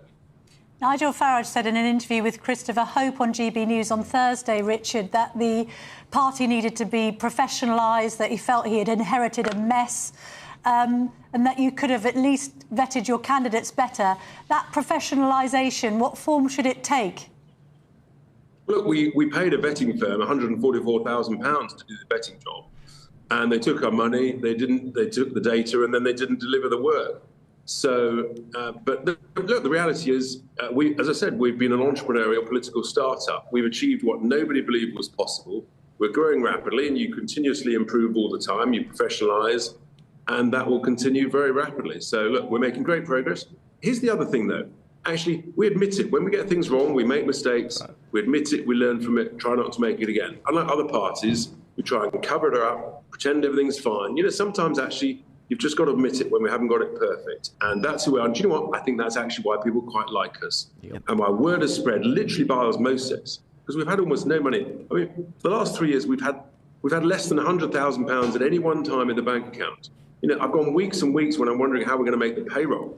So what we've achieved is utterly remarkable. I'm incredibly proud of it, and onwards and upwards. Well, we shall wait to see what the final result is, but looking pretty good. 4 seats so far, according to what we're seeing so far. Richard, good to see you. Thanks very much indeed. On the reform issue, I wanted to ask Arlene Foster, what are you hearing out in Northern Ireland, Arlene? Well, I'm hearing, which I think is quite surprising, that Ian Paisley, who's been there since his father left the scene, is likely to lose a seat to Jim Allister. Jim Allister, of course, is the leader of the TUV, which is Traditional Unionist Voice, and they are in an alliance with Reform UK. So that could add to Reform UK's tally. Richard Tice, just to cover some of those numbers, 38.4%. He got 43 swing against the Conservatives. 43, wow. 43. We're not talking about a 3% swing or 4.3%. 43% swing against the Conservatives. See, this is identical to what I saw with Clacton. And I was like, these guys are going to win. And that's the beachhead. Honestly, they just needed 2 of them to get in. You know, but they've done a lot better than that. This is probably a good time to point something out. We still have 409 seats to go. Yes. Right? Right. Already, this result with the 4 seats for reform is a massive, cringe-worthy embarrassment for the docile, imbecilic voters of Australia. They have a first-past-the-post system. They already have 4 seats, as you just heard, with no money, no organisation. Our minor parties here, you had the UAP with $100 million. You've got One Nation, Libertarians. Well, there's 10. There's 10 parties. I can bring it up if you want. And in Victoria, there's 11. There's all these parties. We can't get out of our own way. Like there's exactly. We're splitting this 15%, which could get us seats. But and sorry, John. It feels weird saying it while you're here because you guys have been in the spirit of working together. You definitely want to, but yeah, you're 100% on the money. 100% on the money. Yeah, and with between One Nation and Libertarians, probably 30, 40 years experience of running in elections, and we're still chasing after 1 upper house seat. They've just won 4 lower house seats. One lower. Right? You mean 1 lower house seat? Yeah. No, we're not even chasing lower house seats. We can't. Yeah, you're right. It's just if only we can just get that last upper house seat. Balance of power. We'll have the balance of power, and that's what we're chasing. And they've won 4 seats on a first past the post system. Yep. And this is just an embarrassment for Australian voters. I can mention the parties as well, but like he said, no money, no organisation, and they're winning 4 seats. Is it partly... Sorry, continue. Sorry. Yeah, so I'd finish my points. Go ahead. Is it partly a function of compulsory voting? Where, I mean, if you don't have compulsory voting, then it's typically going to be the more thoughtful voters who get out, who are more interested in politics, who get out and do things, and maybe they're the more likely to pay attention to a minor party and throw a vote their way, whereas in compulsory politics, people just become... reactionary voters. They become habitual with their party, and they don't consider any alternative. Is it partly because of that? I think it's complicated. Yeah. I reckon I could throw about 5 different things because there's unique things about the way that I believe there is a truly and factual, efficient way to do this that an AI would factually say, yep, that's the easiest way through. There are aspects about the way the system is set up that's unique to any country. Yes, mandatory voting. Yes, we have publicly funded elections where if you get above 4%, you get money. Most places, that's not the case. New Zealand, they don't have publicly funded elections. We've also got a preferential voting system, which is only done in one other place in the world, which gives us not the illusion. To an extent, it allows us to work a bit more together. But unfortunately, it does give us the illusion of being able to get through with 10 different parties, when in actuality, that's not how it works. And people, they suffer because they think that we can have efficiency of preference flows. But in actuality, we're lucky if it's a 60% transfer between One Nation to the Liberals or One Nation to another minor party or, vice versa. I think there is a huge feeling that we can do this, and there's another aspect which is a little bit more deeper. There's a psychological element, if I can throw another spanner in the works. America and the UK, they don't mind having someone on a pedestal, an alpha male per se, a guy that's up there, that's the face. Australia has a tall poppy syndrome challenge as well. I would liken us more to elevating sigma males rather than alpha males. It's a very deep psychological thing. But it's that we have lots of different personalities on the right, but we can't ever get behind that one Trump guy. It's just not in us. Maybe that I don't know where it comes from. It's just a pattern I've picked up on. And that means that we need to be better on the right at working together and building coalitions between these right-wing people. And unfortunately, the only way we can do that is by all politics is local and trying to rally a lot of these leaders of these parties to work together. We don't want to get to where they got to. We're not even sure if the UK can pull up the plane, but the UKIP party, they stood down a ton of candidates so that the Reform Party could get up. They said, we recognise we're going to split the vote. We need that spirit here before we get to the part where we might not be able to pull this plane up. Yeah. But there's a lot of... There's that side of it, which is the organisation, but there's also the voter side of it. And it comes down to a very simple word, careless. Australian voters are careless. They could not literally care less about where their vote goes. They don't know, I mean, compared to voters in the UK, they don't even know that they're member of parliament. They don't even know the difference between federal, state and local.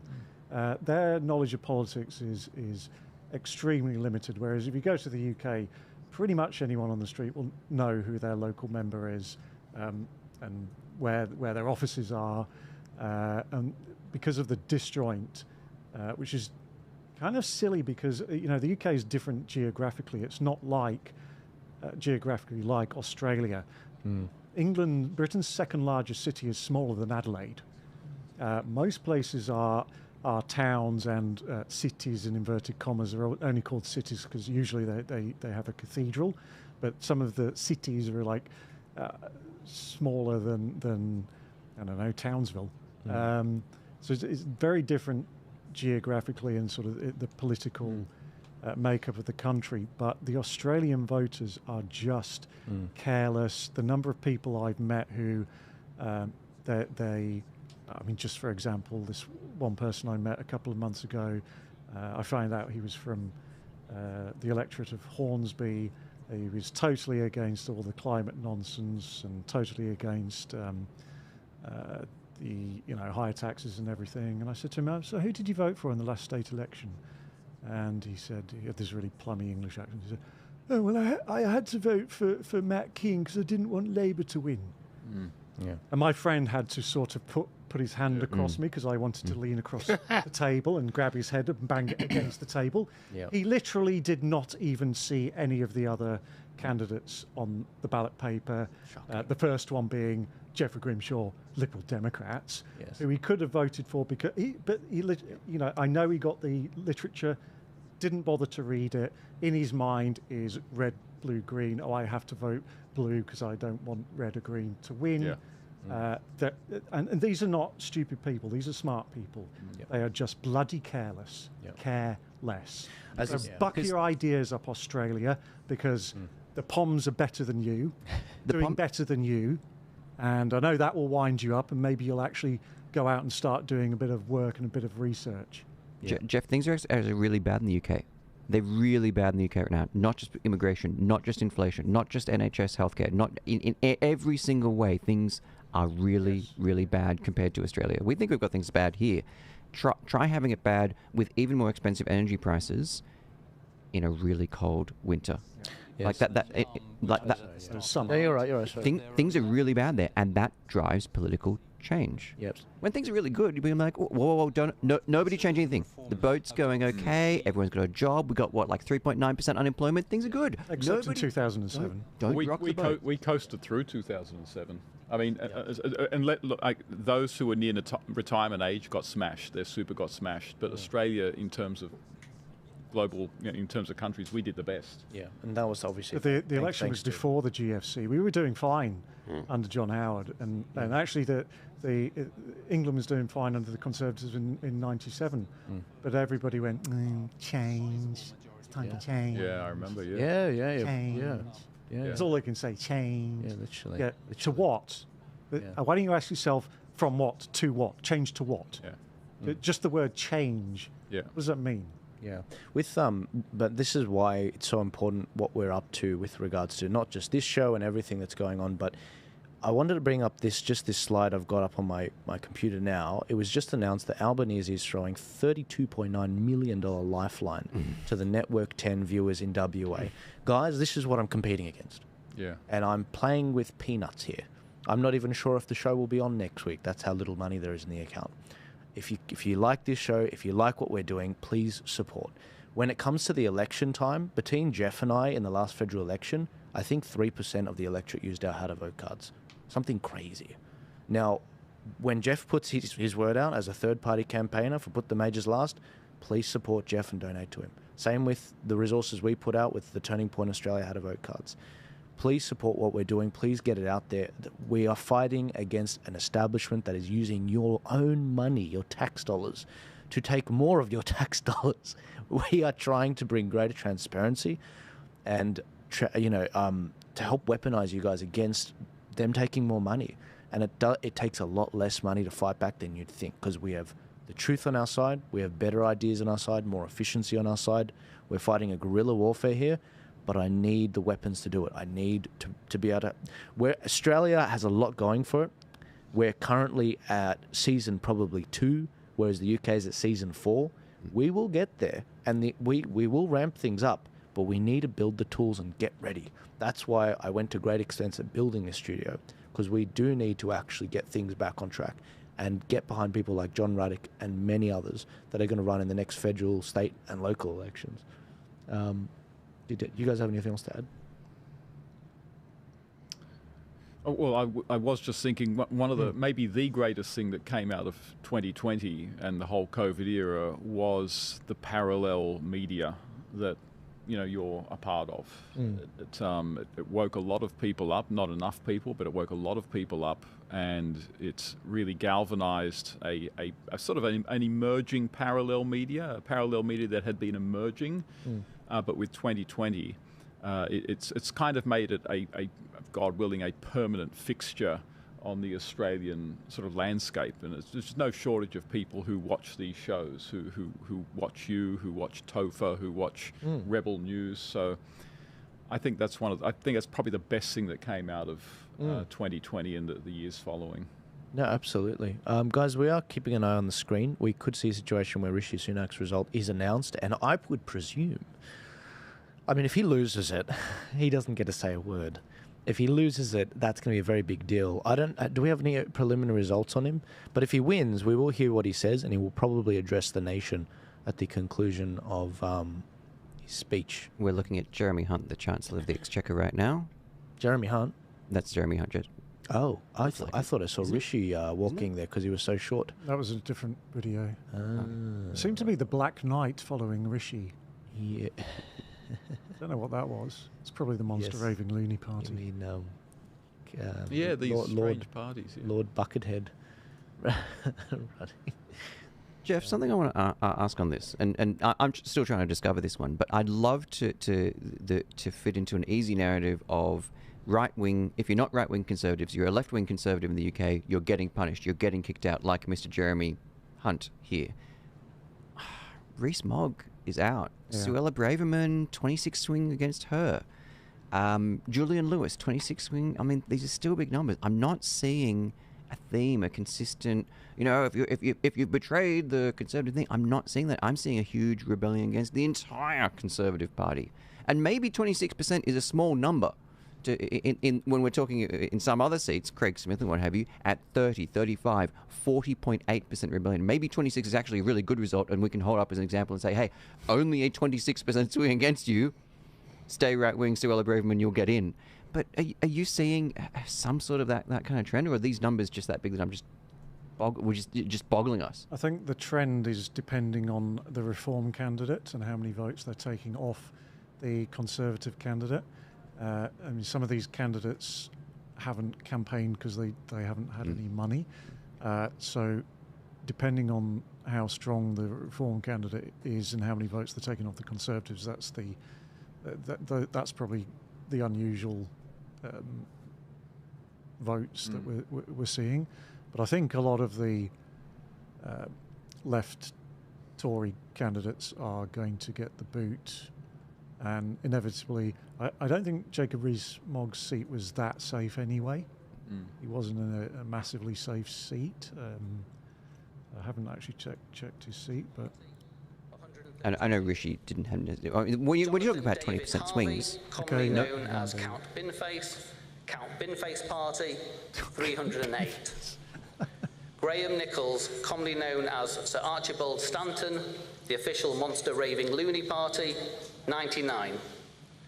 Nicholas Omolana, commonly known as Nico Omolana, 160.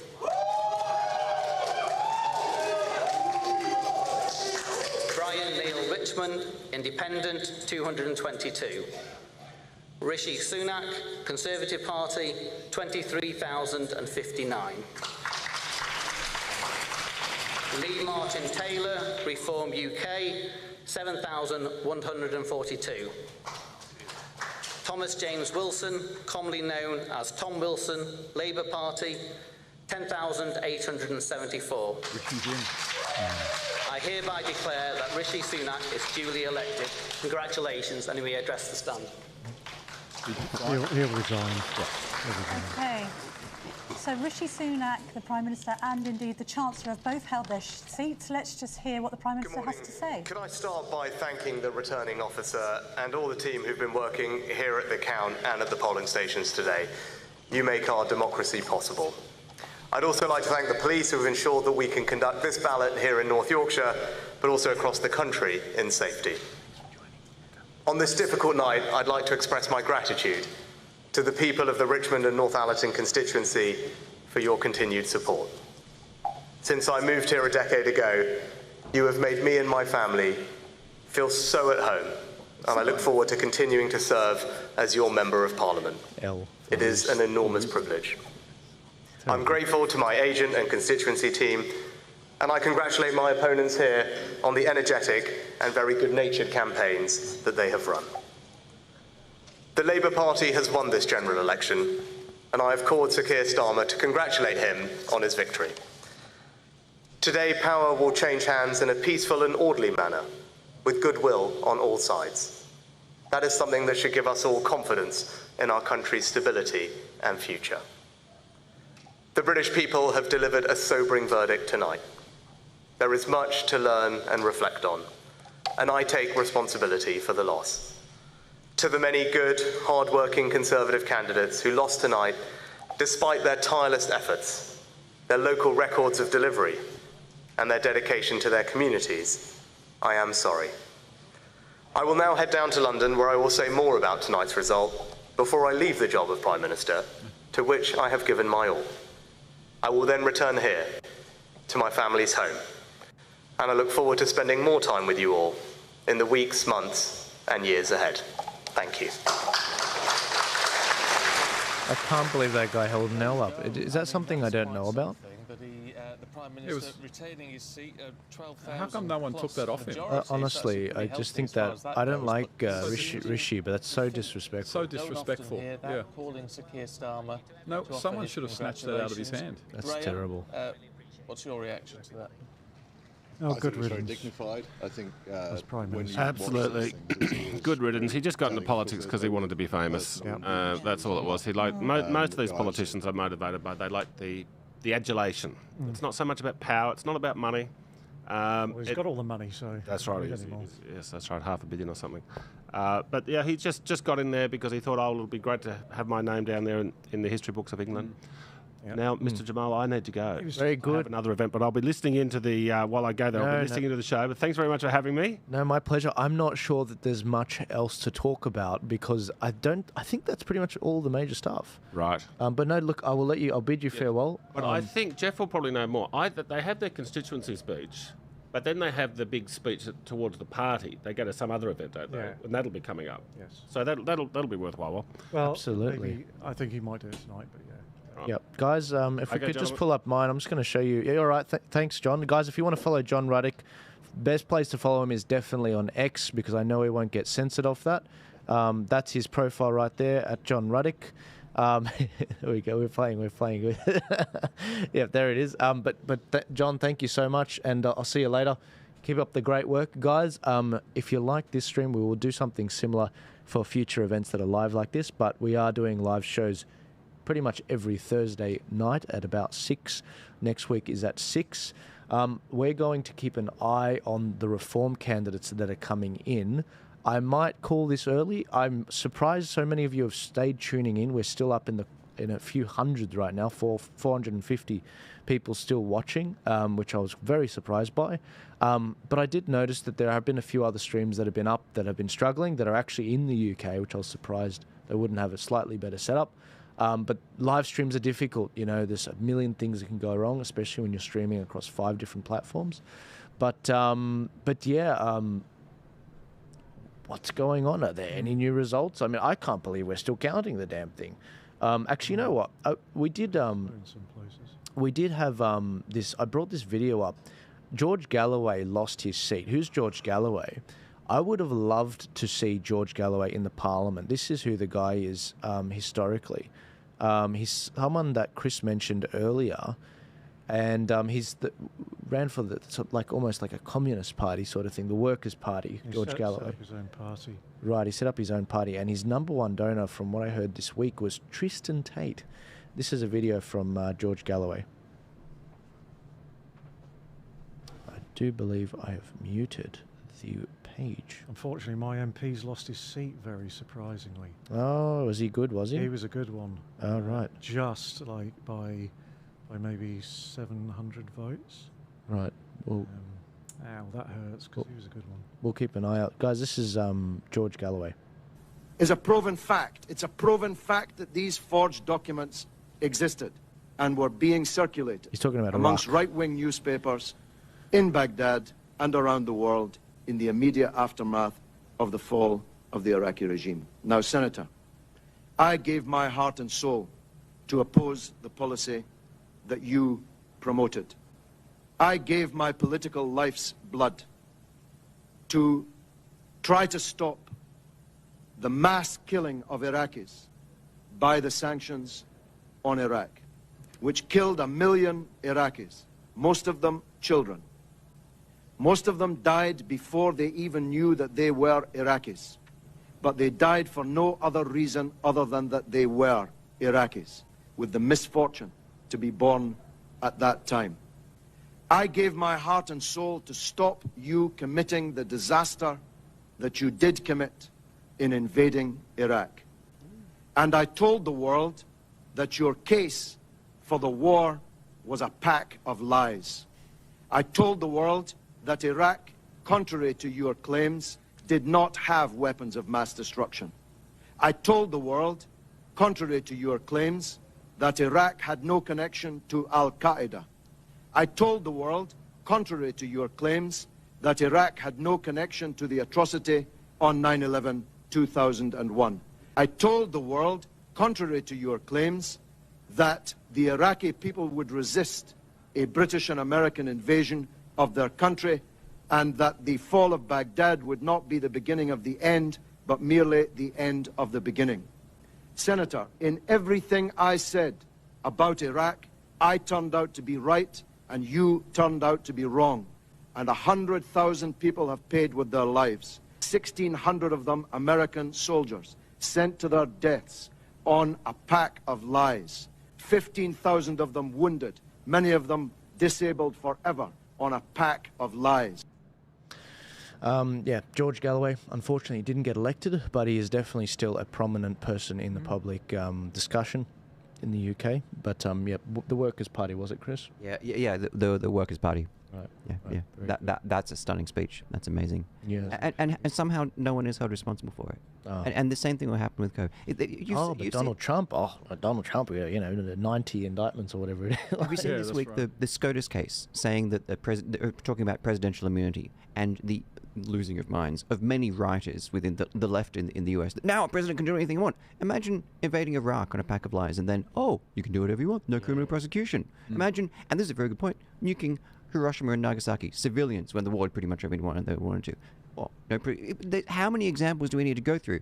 But hush money in a kind of, you can't use money, that's a criminal case we now need to go over. Yeah. Not Iraq, not 1 million people that died, not that it was based on lies, the trillions of dollars spent, not Afghanistan, or COVID, do we need to look at that?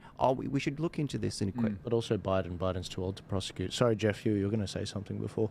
So the seat that you voted in, that you're from, basically? Yeah, my MP, Nigel Evans, who's definitely one of us, very good MP, been there for 30 years almost, Ribble Valley, just lost by 700 votes. And again, Reform picked up 16%, but I did not expect that he would lose that seat.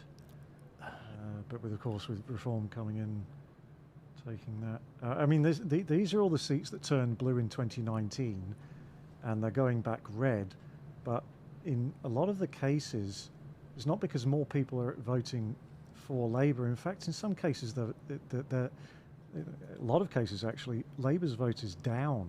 Yep. So Labour's retaken Burnley with minus 8.5% vote than they had in 2019.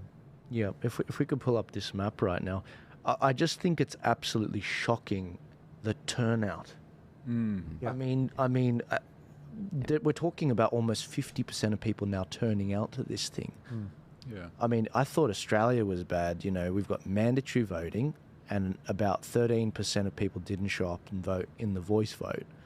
I thought that was bad. But now, I mean, the UK, it just makes things unstable. Yeah. You know? Yeah, that's right. Because whoever wins doesn't, in a way, doesn't have a popular mandate. Yeah. And so, although Labor have won this election, they're not popular. No, it's going to be on the lowest vote ever. I mean, funnily enough, they're going to win, and everyone's going to go 400 seats or whatever, but it's going to be on their lowest vote. It's like Labour here now, won on 31% of the vote. Yeah. So, yeah, not popular. That's not a recipe for stability. Yeah. No, and eventually what ends up happening is what Tim Pool's talked about in the UK. It's like, well, then you eventually just don't recognise authority.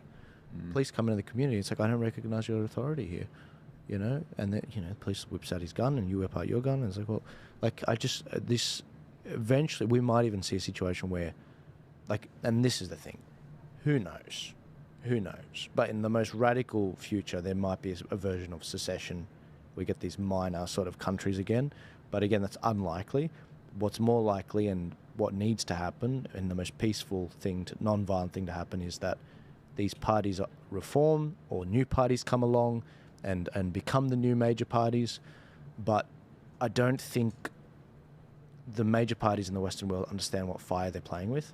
I think I said this to Senator Abbot in this time a year ago. I said, we could see violent revolutions if this just keeps going. And I'm not sure which side it'll come from. It could come from both sides in different countries. But I don't think they understand what fire they're playing with, which is why they're pushing this technocracy so much, and all these AI controlling tools. There's many ways to control people and maybe even kill them off. I mean, that might even be a reason why they're trying to kill so many people off, because that's the problem. There's not enough elites versus the amount of people that, you know. Or an alternative analysis, in a way, is that there are too many elites. You get too many people going through universities, promised great careers. They're over-educated, over-credentialed, I'd say. And they leave university. Their jobs are bull dust jobs that never required a degree to begin with. They've got massive debts, but they've got an elite complex, and they therefore start hating the system. Yeah. And they start, you know, when a spark goes off, they're on the streets pulling down statues and things. So there could actually be and this is actually a sociological analysis, elite oversupply, that we're just creating too many of them. And they're very, very disaffected. But one thing that is no doubt, and there are lots of books written on it too. Michael Lind wrote one, The New Class War, and then you've got Matt Goodwin's one that I mentioned earlier, that there's just never been such a disconnect between the people and the parties. And it just seems to be that the parties are not taking their cue from the people anymore. They're basically taking their cue from big business, from globalists. And that's what the whole immigration thing is. I mean, both parties could clean up big time if they made very, very clear promises and acted on lowering immigration. And probably the more radical their changes, the more support they get. Why don't they do it? Well, it's because everyone knows, and it's the same in America with the rhinos and the Democrats, everyone knows that big immigration keeps wages low.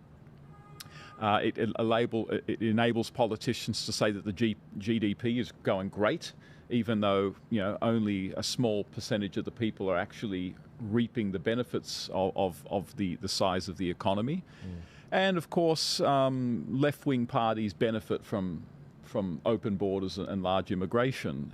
So the monetary interests involved in just an issue like immigration mean that doesn't matter how popular a policy might be, political parties have basically made their constituency no longer the people, but a plutocracy ruled by the rich. Yeah. Yeah. It's a kakistocracy. A kakistocracy, ruled by the worst. Kleptocracy and a kakistocracy. Ruled by the bad. Yeah. Yeah. Yeah. But for these politicians, they're acting in their own interest. Previously, there may have been an industry or commerce outside of government and corporations. These days, especially, look at the NDIS, the fastest growing industry around. Look at AI, which can really only be done by like 2 or 3 corporations in the entire world, and especially in Australia, you're only going to see a handful of them. Yeah. If you want a future at any of these places, you're going to have to be on the same page as them. I think pretty much anyone here has no potential employability at any organisation more than a couple of 100 seats. That's it. As soon as you express any view that you've heard today, you're done. It's small business. It's niche church. So if Rishi, there was a tweet this morning that Rishi Sunak has accepted a role at Y Combinator in San Francisco, and I was like, is this real? Is this possible? And I don't know. Every chance he steps down tomorrow and goes, oh yeah, I'm just off to the private sector, Matt Keane style, or some regulator like that. They have to, because there is no economy outside corporate and government anymore. There's no future. Yeah, I'm at peace with the fact I can't go back into the workforce in the property development industry. You can't just get, because eventually you end up in these big corporates like, you know, Lend-Lease and others, and eventually, obviously, you come across a proper HR. What about Harry Triguboff? He's always hiring. Yeah, I'm sure. I'm sure he is. But the problem is, you know, all it takes is one media article that attacks the, you know, and then you're gone. Yep. And so, but I said enough things by the time I got to the end of 2020. I was like, all right, there's no retreat now. Would you do it? Brought to you by The Ark, brought to you by Meriton? No. You know? Oh. No. They wouldn't. I would do it, but like, they have to be able to criticize them. If they started doing dodgy works, I'd have to say, look, guys, you need to understand that if you do dodgy works like that, I'm going to be, going against you. And can I just point out the fact, one thing I noticed about these reform seats is 3 out of the 4 are actually coastal areas. I wonder if that's because he was heavily trying to campaign for getting the control of the fisheries back. But I have to bid Jeff farewell. I don't expect we're going to be on much longer. I'm just trying to wait and see. Oh, I do want to see this one. Jeff, do you want to go, or do you want to see just briefly this from, what's his name? Can we bring up GB News? We've got a situation where Jacob Rees-Mogg's seat is being announced. He probably won't say anything, but at least if we can hear what they're saying with regards to the final. Each candidate in this constituency is as follows. Barmy Brunch, the official monster raving loony party, 211. What's he wearing on his head? Edmund Stewart Cannon, Green Party, 3,222. Nicholas Hales, Independent, 231. Paul MacDonald, Reform UK, 7,424. Dan Norris, Labour Party, 20,739.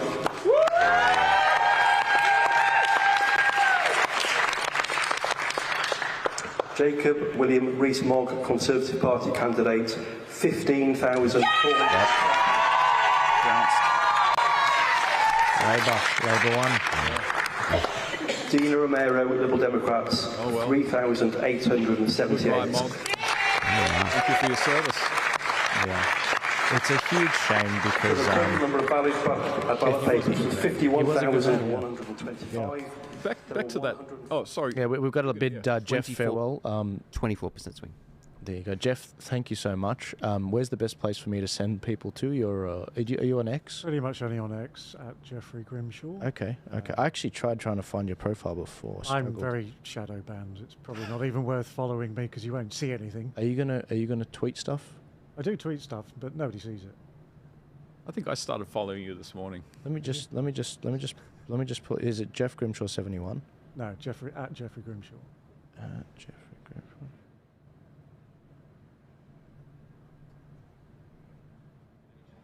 The perfect manager. Struggling to find it. Oh, well, Jeff, I'll let you go. I'm going to try and find your Twitter and send people your way, but I'm looking forward to having you back on again soon.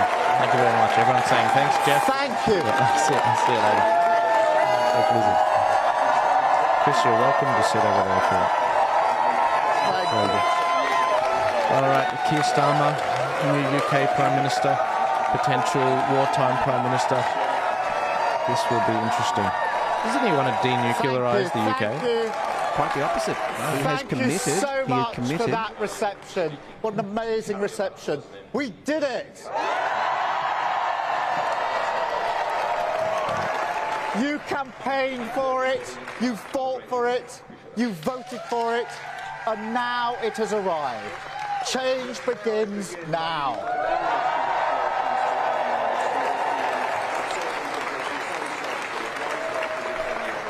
And it feels good, I have to be honest. 4.5 years of work changing the party. This is what it is for. A changed Labour Party, ready to serve our country, ready to restore Britain to the service of working people.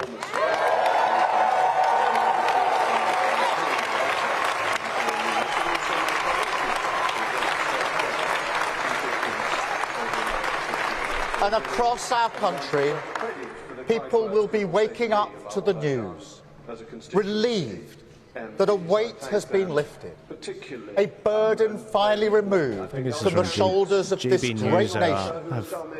And now we can look forward again, walk into the morning, the sunlight of hope, pale at first, but getting stronger through the day, shining once again on a country with the opportunity after 14 years to get its future back. Sorry about the double up on the audio, guys. I think they've still got Jacob Rees-Mogg's loss speech going on the GB News side.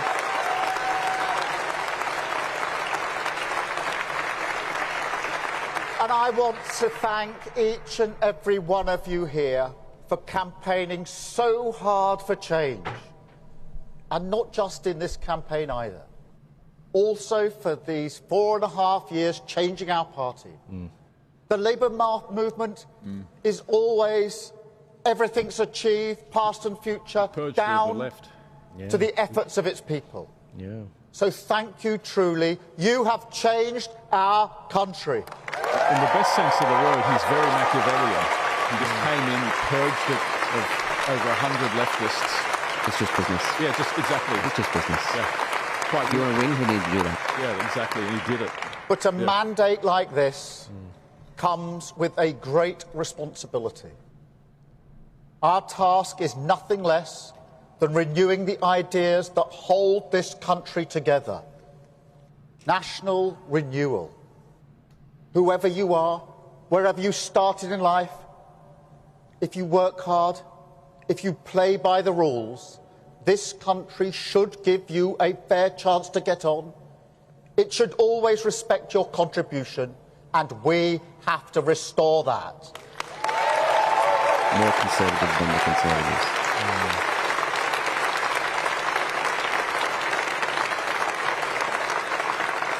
And alongside that, we have to return politics to public service. Show that politics can be a force for good.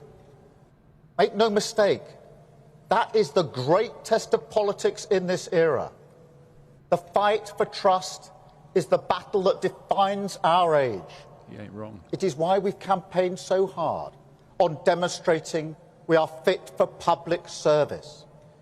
Service is the precondition for hope. Respect, the bond that can unite a country. Together, the values of this changed Labour Party are the guiding principle for a new government. Country first, party second.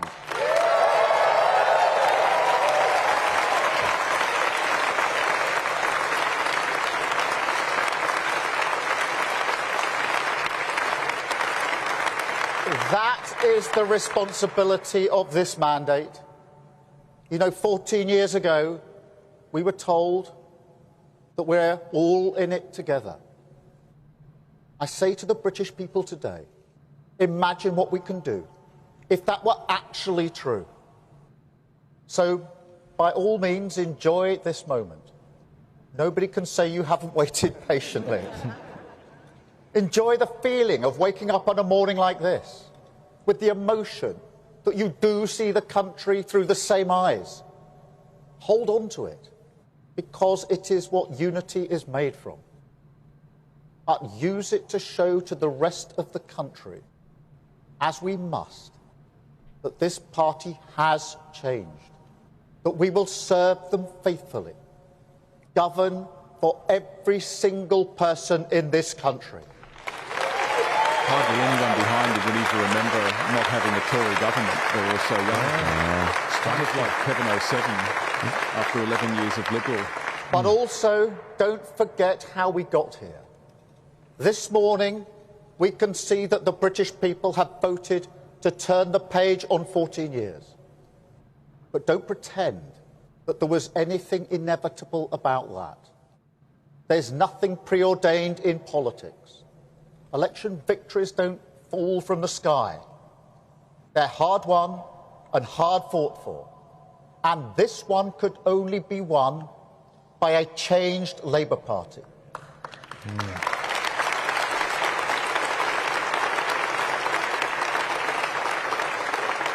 We have the chance to repair our public services because we changed the party. We have the chance to make work pay because we changed the party. We have the chance to deliver for working people, young people, vulnerable people, the poorest in our society, because we changed the party. He's talking to his own party now. That's the one thing. He's saying, I did this. Yeah, we did this. We had to change inside Country first, party second isn't a slogan. It's the guiding principle everything we have done and must keep on doing. On the economy, on national security, on protecting our borders. The British people had to look us in the eye and see that we can serve their interests. And that work doesn't stop now. It never stops. The changes we've made are permanent, irreversible, and we must keep going. We ran as a changed Labour Party, and we will govern as a changed Labour Party. I'm scared. The UK.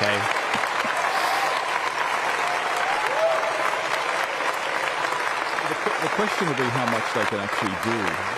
I suppose they can do. I don't promise you it will be easy. Just that they're getting through that. Changing a country is not like flicking a switch. It's hard work, patient work, determined work.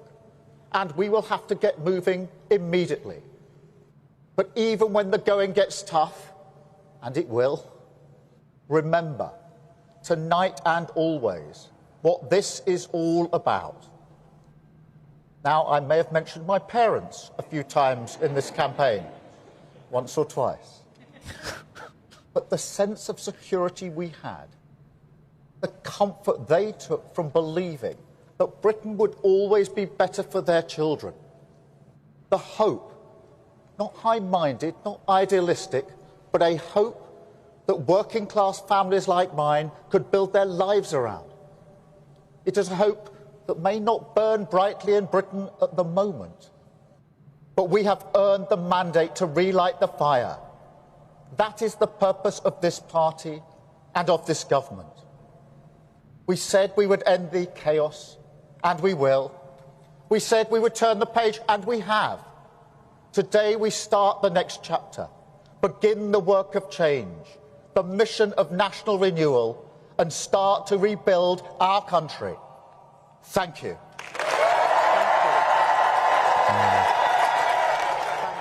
Well, there you go. The man who will be Prime Minister very shortly, Sir Keir Starmer. They're on, let me just tell you, they're currently Labour on 337 seats. They've passed the post. Please opine. What's that, 340, someone telling me? That is no 346, there you go. My computer's a little bit out of date. So they've passed the post, they're going to be in, there's no doubting it at all now. That is no Jeremy Corbyn. Our panel still here, that is, with a few tweaks. It's worth saying, Lord Brady... No, absolutely. Oh, yeah, there's a whole lot of other Starmer that we'll get into, but that speech was we changed the party to win this. Yeah. And he did. He did win this. I mean, look at the numbers. This is no minority government here. No, that's right. Every chance if something way bigger than that. No, that's someone potentially with massive appeal. Yeah, if he can keep it up.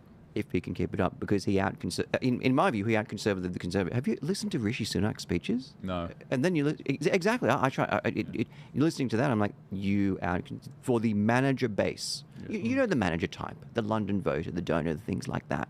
That is everything that a paralegal, first year kind of student, that aspirational office worker, administrator heard that and went, yeah, that he's like me. He's it. You hear Rishi Sunak and you just go, who are you? What are you talking about? Yeah. What are you?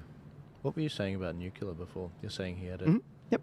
Yeah, what's his plan? Follow through with Sizewell, continue the current coal, expand, continue the existing projects with the nuclear power plants, and continue funding small modular research with Rolls-Royce. So it is, I would call that as pro-nuclear as you kind of get. They're very openly pro-nuclear and very openly saying that we need to be pro-nuclear to mitigate any vulnerability we have to Russia and being in any way reliant on Russian energy. So credit to him on that. In terms of not buying into the nuclear scare campaign. Yeah. I guess it's a bunch of other things that you'd have to look into to wonder sort of how radical this party is going to be. They talk sort of very obliquely about constitutional changes, devolving power from Westminster down to local areas, and it can all actually sound pretty good from a Conservative point of view, because Conservatives are very big on this ideal of subsidiarity. That is, if a job can be done in the community where the problem is, then it should be done there and not from a centralised government. But as some people have pointed out, what it could also mean is that any power that Westminster Conservatives might have in England could be sort of basically taken away as power goes to the local areas, which tend to be quite left-wing dominated. So, yeah, he's not an economic leftist. He's a social leftist. What most of the people and watching at home are going to find terrifying about Keir Starmer isn't the mainstream topics about tax and things like that. I don't think it's going to really rock the boat in that way whatsoever. But are you going to see hate speech laws specifically targeting Islamophobia, specifically targeting anti-Semitism, specifically targeting LGBTQs? All of these really... you think it's bad in the UK right now when it comes to freedom of speech? Oh, get ready. Yeah. On all the other issues, you listen to Keir Starmer, I put to you, there will be less illegal migration under a Labour government than a Conservative government in the UK. I put that to you. And I could be wrong. I could be wrong. But you find it plausible, don't you? I look at both of you and you go, yeah, he could be right. I see Maybe what you're saying. Like they might be the ones who could get away with enforcing the policies, knowing that they're going to be voted for anyway, knowing that the media are going to give them a walkthrough on it. I see what you're saying. And they do talk, Keir Starmer does talk a bit about securing the borders. At no point do I notice that they talk about reducing immigration. But they talk about security. Now, you can secure the borders and just let a lot more people in legally. So, but just again, to get back to your point, his background is human rights law. His background, he is a leftist human rights lawyer. He comes out of the kiln of Marxism. He was a Marxist in his early years, and unlike someone like Blair, who sort of renounced it, he's never really renounced it.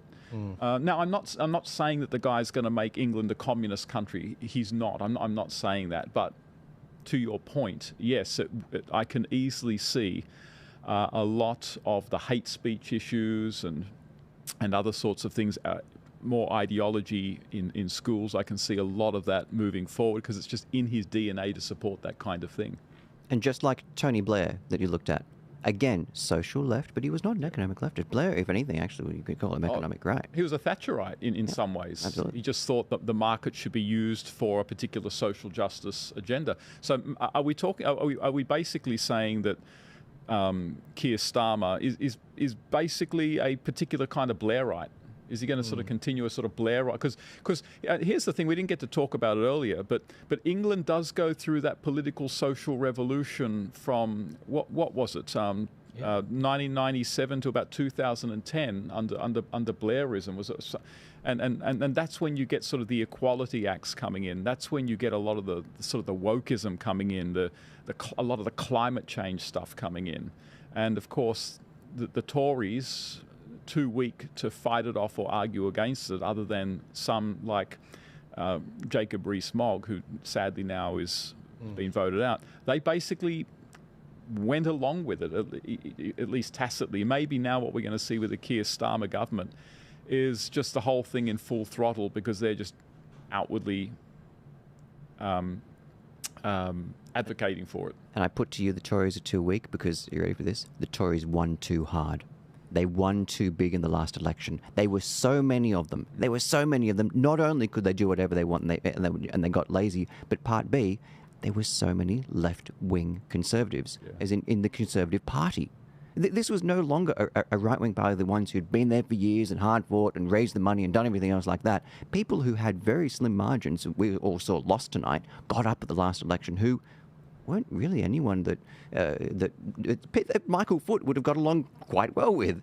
That John Major would have, even John Major, anyone, David Cameron, he kind of looked at and went, they became a left-wing.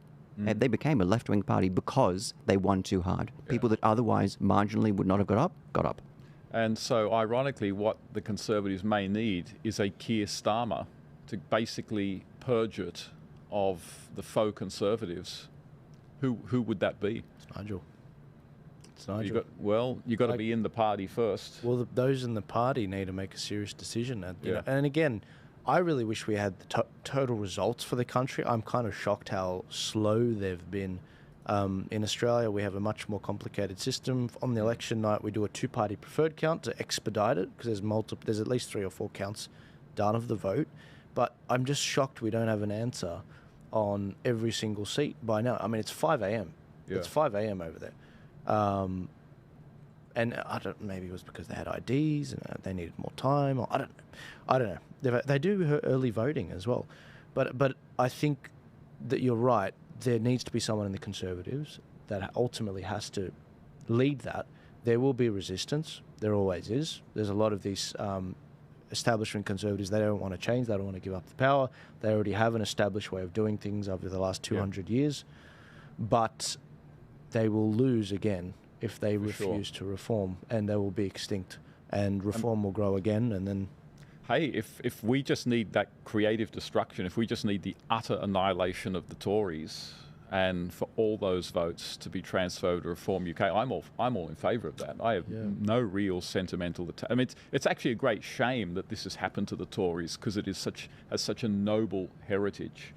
But it is what it is. And just for those who might not know the reference to Keir Starmer purging the Labour Party, now, Chris, you'll correct me on some of this, but Keir Starmer comes in as leader of Labour in, was it 2010, was it? No, just a couple of... 2020, was it? 2021, but you had the 2019 election and then late 2020, 21. Okay. Yeah, about 3 or 4 years now. Yeah. And pretty much the first thing he does is make sure that the real leftists in the Labour Party cannot stand for election, and they are replaced by less left-wing Labourites. Yes. So the Corbynites are gotten rid of. Actual socialists, actual Marxists. And it took years. And it took years. This was a COVID war. This was a Zoom purge, as it was, because this took years to effect. This took Diane Abbott. You remember Diane Abbott? Yeah. To get her out of the party was remarkably difficult, and honestly, she kind of exited herself out of the party, but let her do it. But that was the majority of it, to change the party, let people make mistakes, and then once that happened, use the press within his own party to get rid of it. But yeah, he did. Effective.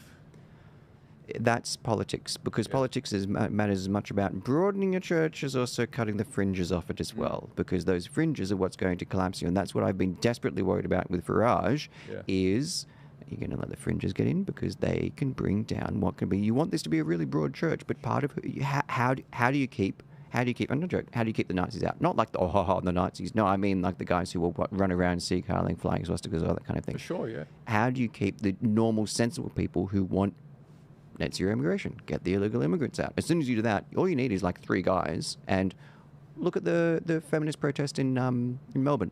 Yep. You know, more redeeming. So policing your own party is one of the hardest things to do, and most parties that start up do it really poorly. Yep. Farage, in this case, seems to have done it really well, where his only weak point was a Channel 4 hired actor. Yeah. Fantastic. It's pretty good, yeah. Yeah, fantastic. Yeah, I did want to play this for you guys, and I'm conscious of time and everyone potentially getting tired that's listening here, but people are still listening online. I'm actually quite shocked that you guys... I'm getting smashed here, guys, in terms of how tired I am. Great podcast, the Institute for Public Affairs. They do one every month at least with Tony Abbott and hosted by Daniel Wild. Very good podcast, very insightful, especially from a former Prime Minister.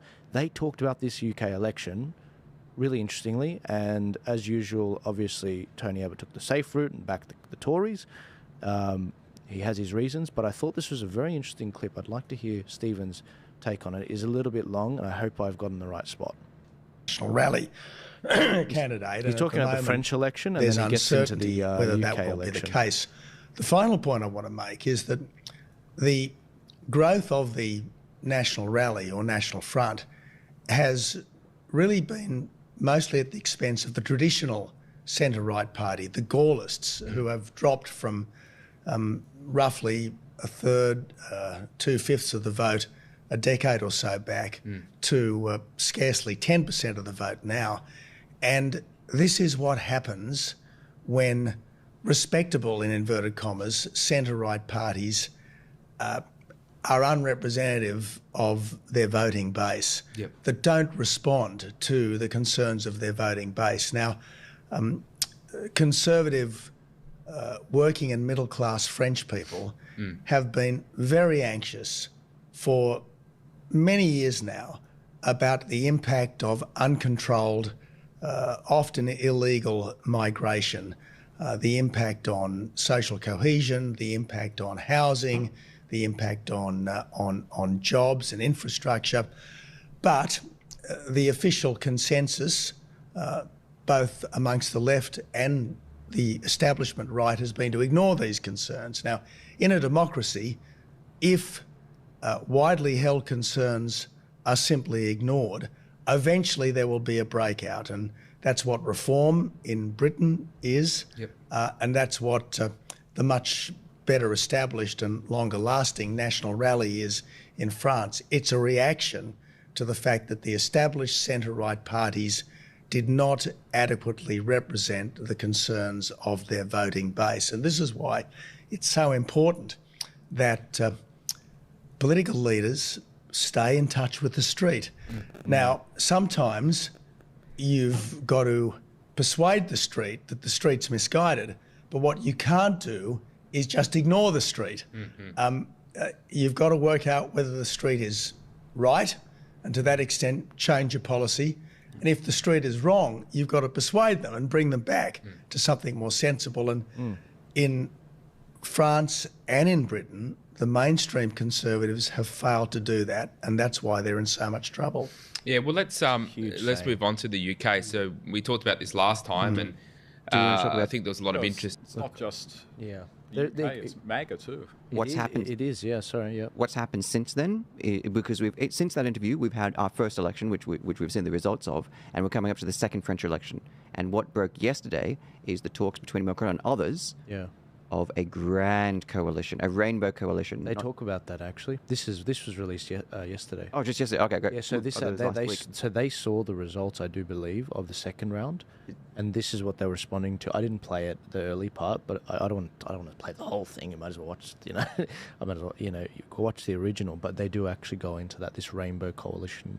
Which could actually be really good for, which could be really good for Le Pen. Coalescing. Because then Le Pen just says, see, you need literally everyone in France to oppose this, because otherwise you end up with a kind of Lib Dems alliance with David Cameron. When you're the minor coalition partner, it can actually be really bad for you because you can't get your policies through. Yeah. If Le Pen gets up but she doesn't have majority, then she can't get her policies through because she can't follow through on her promises. And then people just go, oh, you said you'd do this and you didn't do it. Flip the table. Oh, we're done with this. Yeah. Interestingly enough, and I want to hear your thoughts after this, he goes on to say why he backed the Conservatives, and I thought it was quite interesting. Just in your observations and what you had to say about the UK situation. Now, their election is now only a few days away. Tony wrote an and article. It looks increasingly the case, as we suspected, that Labor is going to win in a very big way.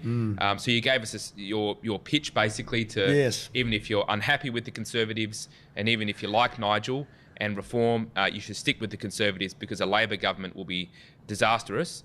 Perhaps you could elaborate on your concerns about a Labor government and what that could mean for the UK. Well, that certainly was my pitch to you a fortnight ago, Dan, and to our listeners a fortnight ago. And earlier it was the same pitch in Britain when I was there.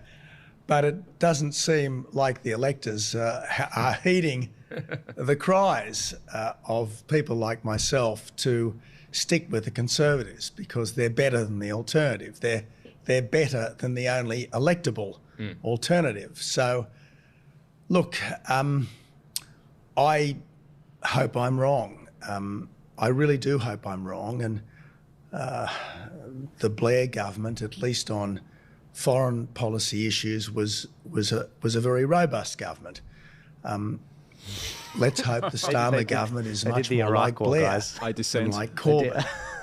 My fear is that Tony, you're wrong on that. Keir Starmer was an enthusiastic backer of Jeremy Corbyn just 5 years ago. And I worry that someone who was an enthusiast for Corbyn, who was pro-IRA, pro-dictatorship, anti the British nuclear deterrent and so on, I fear that someone who was all for Corbyn just 5 years ago is going to be pretty weak when it comes to the struggles of the wider world right now. As I said, I hope I'm wrong. I hope this guy turns out to be more Blair than Corbyn, but it's hard not to be a little despondent.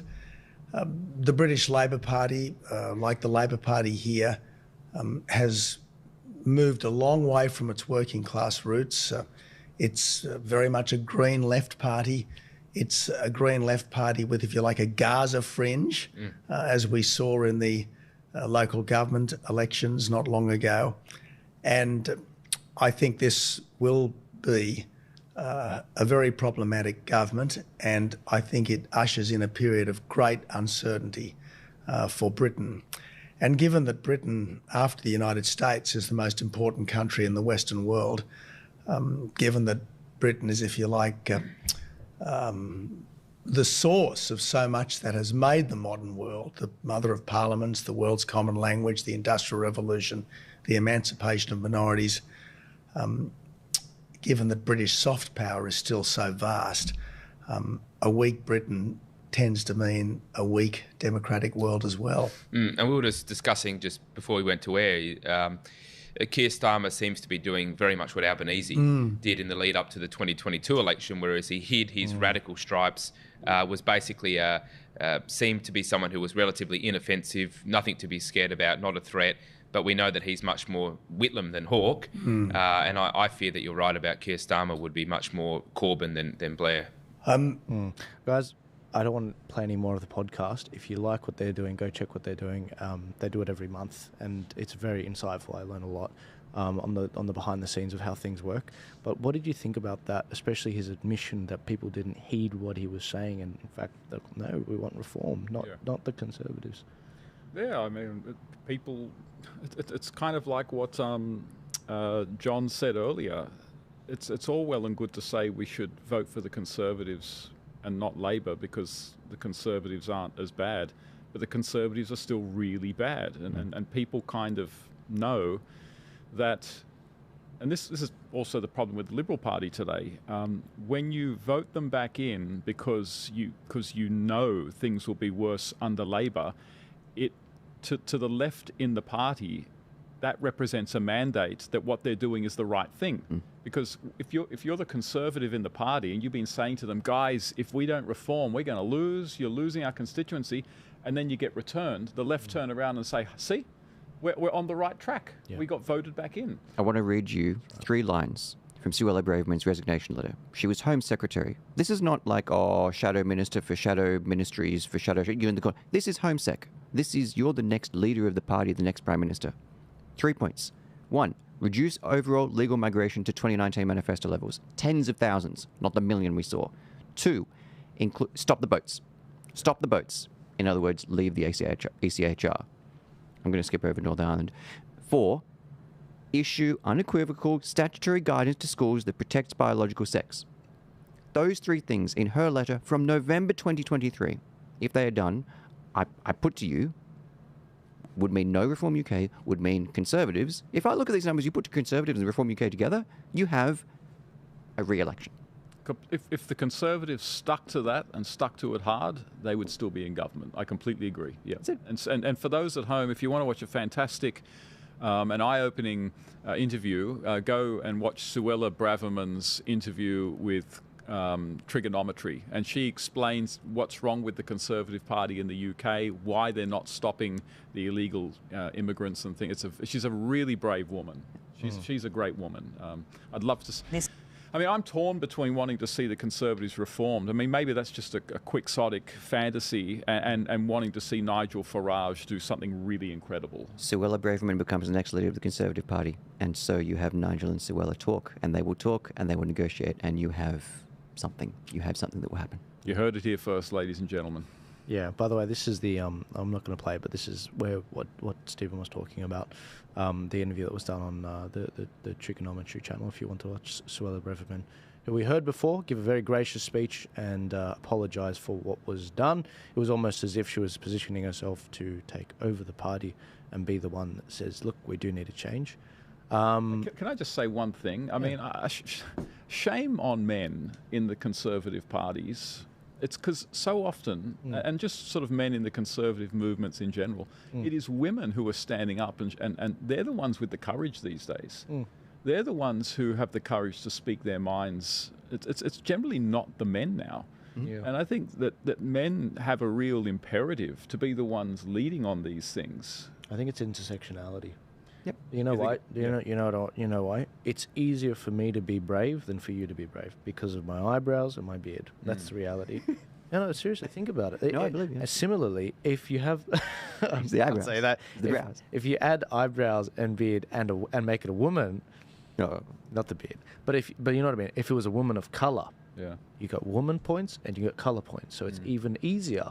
So there's an incentive, to actually do it. No, I'm not trying to say like she's not brave. It takes incredibly bravery for anyone on the Conservative side to speak up.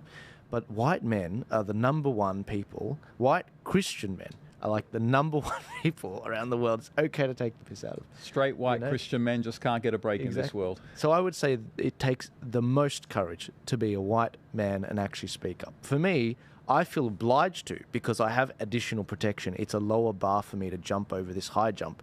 But it's like I'm obliged to. I went to a Western Christian school. I went to King's, and that meant that I was raised in a Western tradition, but I happened to be born with these eyebrows and this beard graced by my dad, which I love. But I have a responsibility. I have to protect this country and speak to the values. Otherwise, we're gonna become like Lebanon. We're gonna become like Zimbabwe. We're gonna become like the third world, and we can't have that. We've got to protect what we have and. I guess it's a call on all immigrants that are here and have been grandfathered in. Fight for it. Fight for it. Especially the women. If you love what your men are doing, speak up for the men so they don't get these fake rape charges against your sons and all that sort of thing. But the white men are they're afraid. So many of them are afraid. I can speak because at one point I was afraid to speak, but I don't know when it happened, sometime about when I was just asking yet another left-wing protester, tell us why you've come. And all of a sudden that was fascist, racist, hate speech, etc., etc. I realised they don't like you. They will never like you. There is nothing you can ever do that will win these people over. Not in the past, not in the future, not in the present. You will have to get used to only people who think and have similarities to you will respect you. It can't be this one-way relationship. It's like, oh, I'm going to give love and respect and really care about what that person thinks. They don't care about what you think of them. So care about other people who will return that same respect to you. Stop worrying about it. Totally true. It's when you let go of wanting to be liked by your haters, it's so liberating. Yeah. It's completely liberating. Absolutely. What's this random video? Pauline Hanson and Bill Shorten unite for NDIS reforms. Or the Why can't people work together on issues like this? Look at this thumbnail. What an awkward thumbnail at the top right. Pauline and Yeah. who would have ever thought those two would be next to each other? But they were shaking hands as well. There's a big smiling one that the left wing is really upset about. So what if Bill's working with Pauline to get some legislation across the line? Great. Yeah. Maybe Pauline's working with Bill over something. I don't hate that because of that. Great. Do that, Pauline. Yeah. Fine. For some reason we've got stuck in our souls like, Pauline, never vote with these people or whatever. When it's something that you support, like NDIS reform, which you should. Yeah. Sure, you want the NDIS shut down. Got it. You're never going to get that to happen in the next term, all right? You can lobby towards that. But for now, any reduction in the NDIS, winning.